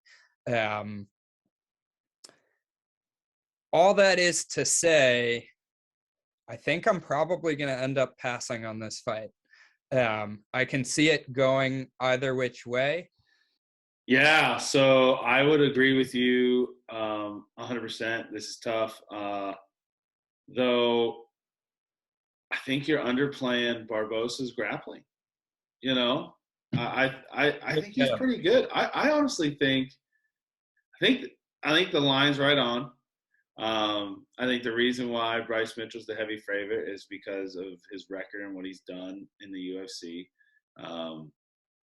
Makes sense. But I think where the edge is, though, is I think the edge is with Barbosa and his striking, because he's so much better at striking than Bryce Mitchell. I think if this thing stays on the ground, yeah, Bryce Mitchell has the competitive advantage, but we're talking grappler with another person that's very good at grappling. You could find yourself in any bad position at any time. We've seen it time and time again, and you get the wrong roll, or you try to get out of a mount, and you end up, they're on your back. You scramble, and all of a sudden you're in a armbar. It's these things happen, and I don't think Edson's going to want to live down there, but I think he's a lot better than we're giving him credit for. I agree with you. This one's tough, but I always got to bet on something. So I'm definitely taking Bryce Mitchell, Thug Nasty. I love him. He was on Theo Von's podcast. Super, super fun one to watch. Shout out this past weekend. I think it's tough, but I'm gonna ride with Bryce. I don't blame you for doing it. As much as I want to bet Barbosa, I don't think I can bring myself to do it, and so I don't blame you at all for rocking with Mitchell. It will be an interesting fight, though. It'll be a fun one to watch. It definitely will. All right, and Co-main event of the evening. this just in. Today. This Yeah. just in today. My goodness! Wow, what a turn of events. Talk us through. What's your thoughts? All right. So new co-main event of the evening. Fiziev is out. Renato Moicano is in. Which stinks because I already had a parlay with him in there, and I still think it's gonna hit, but it won't hit for as much now. As much, yeah. And I want to see him move his way up the division. I mean, Fiziev's striking is just incredible. Masterclass. Yeah. RDA, Rafael dos Anjos, is getting a new opponent, though, in Renato Moicano, who's coming in. I mean, this is announced today. We're filming on Tuesday, for those who may be watching this later. Coming in on Tuesday, going to fight on Saturday. The guy has obviously not had a training camp. They are moving this fight up and having it at a catch weight of 160 pounds. I think the catch weight of 160 pounds and the short notice gives the advantage to RDA. RDA used to fight at 170 and is now down at 155. Moicano used to fight at 145 and is now at 155 as the regular division that these guys fight in. So if you look at it one way, you have one guy who's moved down in weight, one guy who's moved up in weight to where they currently are. And so this is one, because it was just announced today, that honestly I need to do a little bit more research before I put a bet on. I do have a pick now. And I also want to wait and see how these guys look at the weigh-ins. I want to see how that size looks. Moicano is taller. He is going to have a height and reach advantage. He's a long, skinny guy. But with those moves in weight in recent years, I want to wait and see what these guys look like when they go to weigh in. It's also with a guy coming in on such short notice. You want to see, does he look ripped? Was he training, just staying ready for a fight, or is he kind of coming off the couch and jumping in the octagon? I think RDA is going to have the advantage on the ground in this fight.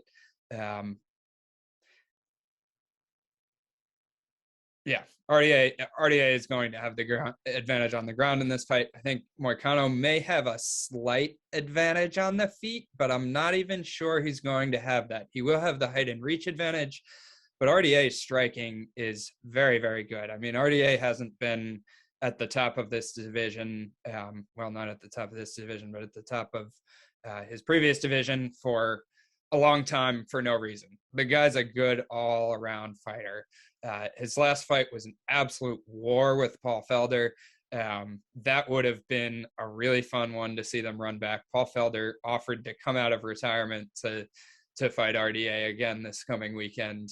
And the other one was Makhachev Islam. After winning last weekend, offered to fight again this weekend. That's what I wanted to see as a fan. I wanted to see him fight 2 weekends in a row. I think he would have bulldozed him, RDA, similar to the way he did to Bobby Green. I think that the UFC missed an opportunity by not giving Islam the fight.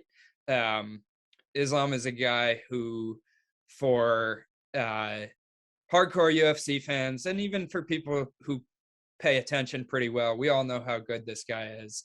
We all know that he's a future title challenger, and more than likely will win a title at some point in his career. But to the more casual UFC fan, Islam Makhachev might not be super well known at the moment. I think giving him the chance to steamroll 2 guys 2 weeks in a row would have been a good marketing opportunity for the UFC with him. So little sad they missed on that. Little sad they didn't run it back with Felder, but I can understand that one a little bit more. But this is going to be a banger of a fight with Moicano. Moicano is very talented. Like RDA, he's good everywhere. And having the height and reach advantage will play in his favor. He I think will be able to get up off the ground if RDA takes him there. I don't think he's gonna be laid on for 2-3 full round of time constantly. I think this is going to be a good back and forth fight. I think RDA being the more experienced guy, being the better guy on the ground, and having the full training camp. At this moment in time, RDA is my pick to win this fight. That being said, I'm not putting anything on it until I see these guys on the scales. And truth be told, I'm going to do a little more research. This one just came in today. Yeah. My first looks at it, I got to rock with Renato. I think from what I've looked at and, the film that I've watched on Moicano and looking at his records, we're talking to a guy who has 9-1 on submissions as well. We're talking about 9-1 versus 10-1 on submissions. So he knows what he's doing down there. If anything, I would say that I think he's got the advantage on striking, but I think he's competitive, if not just as good on the ground. I think we're going to see kind of like the last fight of this could come down to someone getting in a bad position. I look back at his last 5, 3 of his last 5 were submission wins, and the 2 that he lost where he got knocked out. And, again, you look at both these, especially his last one was to Fiziev, who we know is a great fighter. All right. And honestly, was doing very good job on stand-up, was actually being very competitive, didn't attempt really money takedowns a little bit. Now, Fiziev, Rafael, he did stop him, and he did a pretty good job defending him, but that's, again, because he's a good fighter. He got caught with a shot, and he got knocked out. I wouldn't say he lost the fight. He got beat up. I think he lost because he got a clean shot that just came through. But one of the best strikers. But yeah, so it's gonna happen. So actually, where I see why I like Moicano is kind of the stuff that you said he's going to have the advantage on that read. He looks lanky, and I think when we're talking about grapplers versus grapplers, I tend to lean with the guy who's got more length, because again, it's really hard to get you in those submissions when you're just so long. And I think Dos Anjos is powerful. I think he's got to get in dirty, and he's got to control and put the pressure on. But Moicano's no scrub here. He's a good fighter. So again, I haven't even seen any odds listed yet for these two. I've been looking all day. I can't get a bet on one of them. But I think, yeah, I know, like you said, got to do a little bit more research. But right now, my gut's telling me Moicano's going to be the dog, and I'm going to love to take it. Another thing why, he's another American top team guy. Moicano's an American top team guy. And those guys, like we know how to fight. So that's my pick. Odds right now, Moicano's around plus 150, plus 155. Dos Anjos is in the range of like minus 180 to minus 190. And I see that's only that wide because it's on 4-day notice. And I think that's something you need to take definitely into consideration. We don't know. But like I just said, American top team, he's training. He's not in no camp. And he's around guys like Hort, he's around the best of the best. So I think another American top team, they're going to get the win. All right. Another agree to disagree. I like it.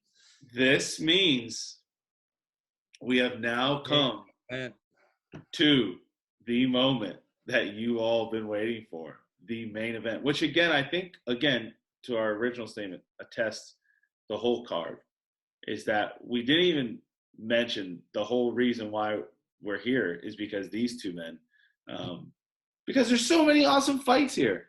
But the one we years in the making, and you know, I got my own theory on this whole thing, but let's just leave it at the facts of what it is.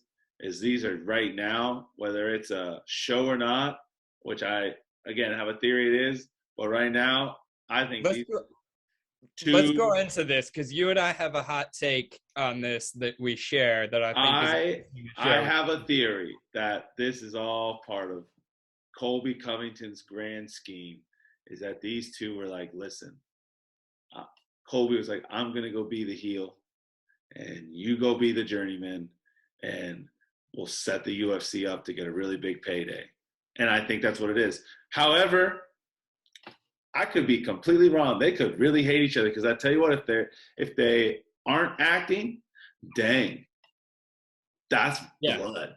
yeah. They're like we're talking like ancient stuff. I don't know if you watched the movie with Ben Affleck recently and Matt Damon and Adam Driver, The Last Duel. Dang, No. that was a crazy movie. Those two guys, bad blood. Um, I, I'm excited. I think the story's there. I think this is going to be um, one of the best fights we're going to see this year. Again, still a lot to happen. We're still early, but like for right now where we're at, this has every bit of potential to be one of the greatest. Right off the rip, Colby's as tough as they come, and there's no doubt about that. Jorge, he's the BMF. I, we're talking dog versus dog. We're talking savage versus savage. You know, hungry, hatred between them both. Um, I think you look at what's happened in the last two Usman fights, and they both got knocked out, and they both went the distance. So you know what I'm saying? Like, there's all right. How can I think this line's way off. Yes, I and Masvidal got knocked out in the second round, and Colby's was in the. true, but again, we're talking UFC. It was a great shot, and that was by the Nigerian night. Like it happened. Um, no discredit to Jorge because on the other end, he also has one of the fastest knockouts. So we're talking about a guy who can do it just as well. Um, I think the line's way too light. I I don't like it at all. But because I think I I think weirdly enough, I ride with Jorge. I think Jorge's going to win this fight. But Kobe's tough. And I could see Kobe walking away here. And the only reason being is because the last two times I bet on you, Jorge, you lost me money, buddy. I mean, I bet this man has lost me. I bet against him against Nate because you know why? I love Nate. I'll never not bet. I'll never not bet on Nate till I die. Love Nate Diaz, the man. Did you bet Nate against Leon Edwards? Always, never bet against Nate Diaz. Never, ever. Will He never, almost won ever. that fight in the fifth round too. So Jorge cost me money there because he won. And then I started. I was a big fan of you, and I said, okay, this guy can take down Usman. Nope, lost. All right, it's a good fight. And then you went and got knocked out, and I was like, ah. But I'm gonna ride with you still. I still think you're Jorge Masvidal. You're the BMF. Um, I think he's going to. It's hard to describe what's going to happen in there. And again, we can go off past fights, right? All right, we can say he's quick. He's going to do stand up. You can say, okay, Colby, his keys to victory is to get it to the mat and get dirty boxing. All right, but everyone knows that. We don't know what these two individuals are going to do to each other. We're talking about epic proportions here. We're talking about real hatred. We haven't seen this in a long time. Like back to They're like filming it right now. Chuck Liddell, Tito Ortiz type. This is blood, and I don't know if does that have an effect in game plans, right? We'll do one of these. Like, look what happened to Ben. Ben Askren and Jorge didn't even really hate each other. I mean, but Jorge didn't like him at least, and he ended that real quick. But so does that change the game plan though? Is Jorge going with that speed? Is Colby gonna be technical? Are either one of them gonna get the other one's goat to get them to do something that's out of their character? You don't know, because we're talking about a rivalry now, not just, you got to throw the fight styles out the book, because these two know each other. They know each other in and out. They were best friends. So I think it's going to be crazy. I hope it's going to be crazy, because I'm paying good money to watch it. But I'm going with Jorge, the journeyman. I love that take.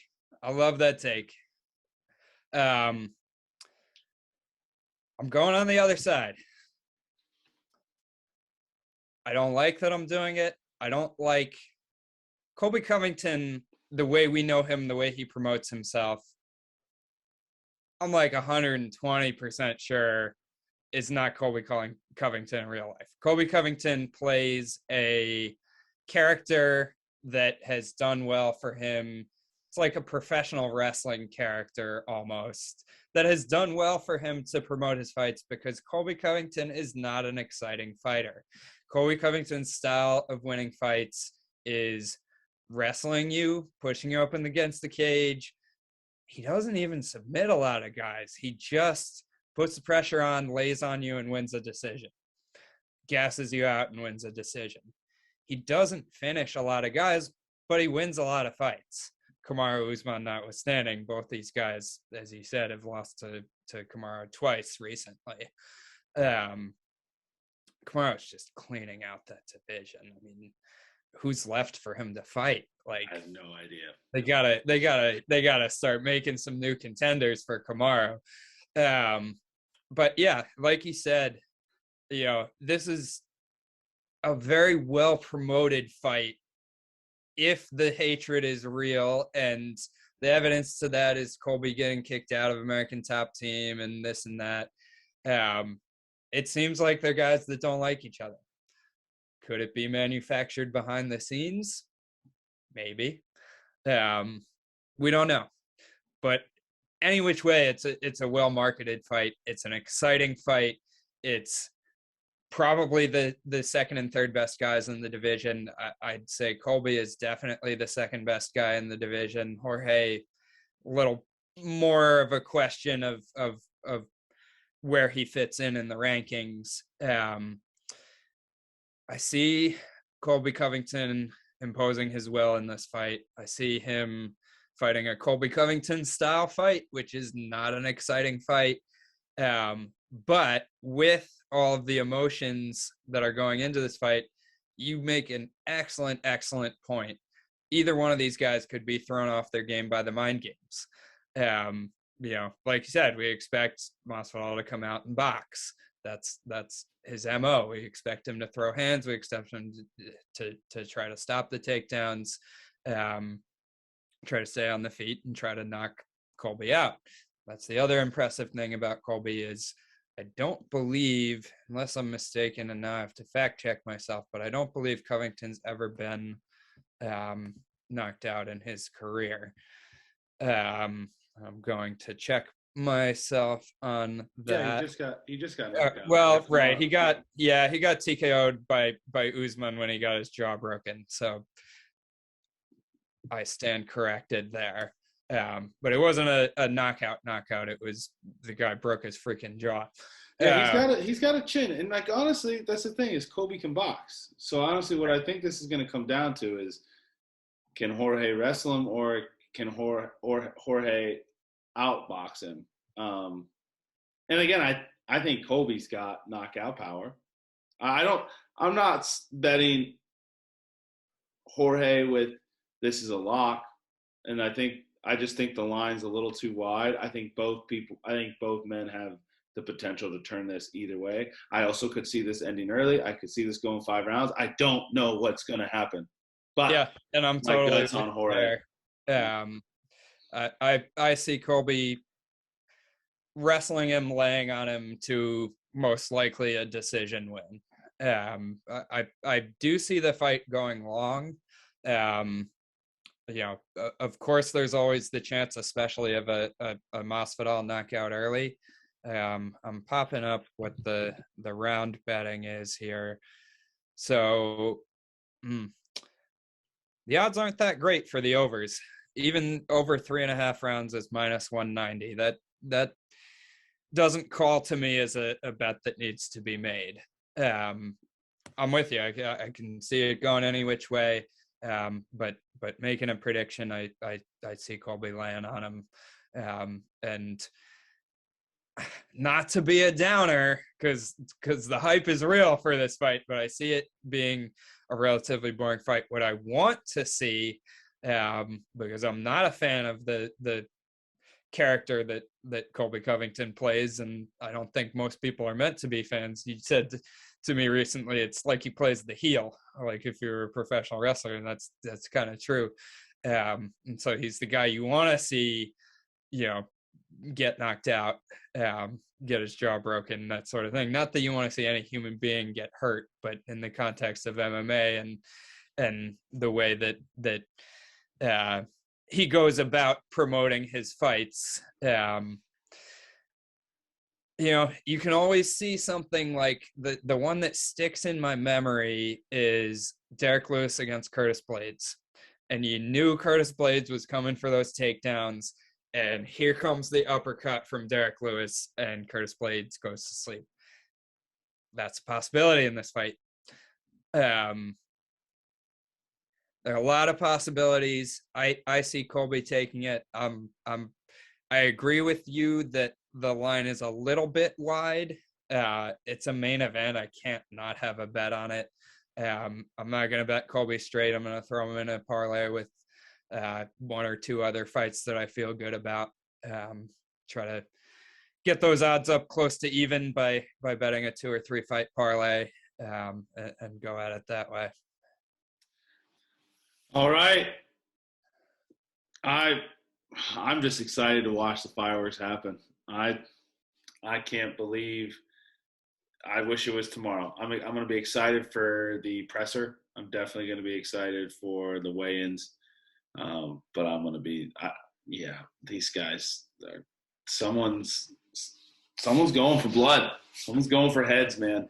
All right. Well, that's our wrap on the fights. We do have a couple more things we want to do, but we just want to take this time to say again, hit the subscribe button if you're still with us.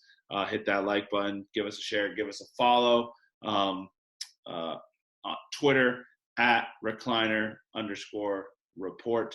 Again, this is the Knockout Bets podcast by Recliner Sports Report. But the reason why we call it Knockout Bets is because not only are we giving you the rundown of the fights, but we're giving you who we think is going to be the knockout of the night. My bet, knockout of the night. We're going to have the same one? I'm going for Kevin Holland. Yeah, we're going to have the same one. Kevin Holland, baby. The Kung Fu master. I think he's going to end it. And I'll go even further to say round 1. Knockout. Ballsy.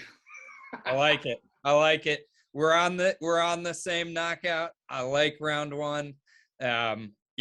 If we're picking a knockout on this card, most likely to happen, that's the one for me. There are other spots. If Greg Hardy wins the fight, he's going to win by knockout. There are a whole bunch of fights on this card that have the possibility to end by knockout, but we're going for our highest probability pick. I'm with you all day, Kevin Holland. Oh yeah, Kevin Holland, knockout. All right, the last one before we sign off here. What is your parlay of the weekend? All right, we're gonna do like a lottery style parlay. So if we're trying to go for high odds, big money, this is your lottery ticket. This is the lottery ticket parlay. This is what we say at Recliner Sports Report as a keep the change bet. All right. This is your key to change. Andrew, what is your key to change bet for this week? All right. I'm going to be parlaying Devontae Smith with plus money Tim Elliott, with plus money Negro Mariano, with Kevin Holland by knockout. That's my lottery ticket for this week. I like it. I like it. I hope it doesn't hit because it would mess up mine, but I like it. I don't. I probably will fade myself and take it because that's bet responsibly. Also, Absolutely. bet responsibly. All right. Know your limits. Track your bets. Know how much you can gamble. I saw a commercial that said that one time. NFL. Right. Track Well, your bets. some kind Bet of responsibly. disclaimer about, Yeah. these are our thoughts. This is not an invitation to gamble. Don't gamble outside your means. All the above. We are Said it with a self-proclaimed. smile, but it's all true. But my lottery ticket, I'm going with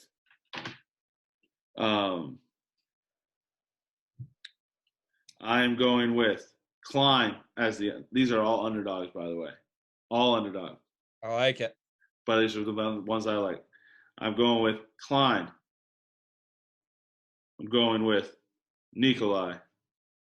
Going with Malarkey. I'm going with Jorge. That came out to plus 3,500 odds. Plus 3,500 there. That's a lottery ticket if there ever was one. That's my underdog, all underdog fighter parlay. That's the one I like. Yeah, I mean, I'm definitely gonna put in try to clean the whole card and sweep it clean parlay. But of my parlays that I like, this is the first time that I've ever taken something that I'm like, wow, this could really do it. Most of the time I take these things, I'm like, these are whatever's, like, it could happen, but I feel good about this one. Again, bet responsibly. Awesome. All right, Andrew, any final words, bud? I think that about wraps it up for this week, and I'm just looking forward to an absolute banger of a card on this one. Yeah, man, it's going to be great. Again, thank you all for watching. Stay tuned for our weekly fight. Again, breakdowns of last week fights and looking ahead for the future cards. And we got some great cards coming up. Hope to see you soon. Again, go give us a follow on Twitter at recliner_report for all your sport and gambling needs. Awesome. And don't forget, keep the change. See you all next week.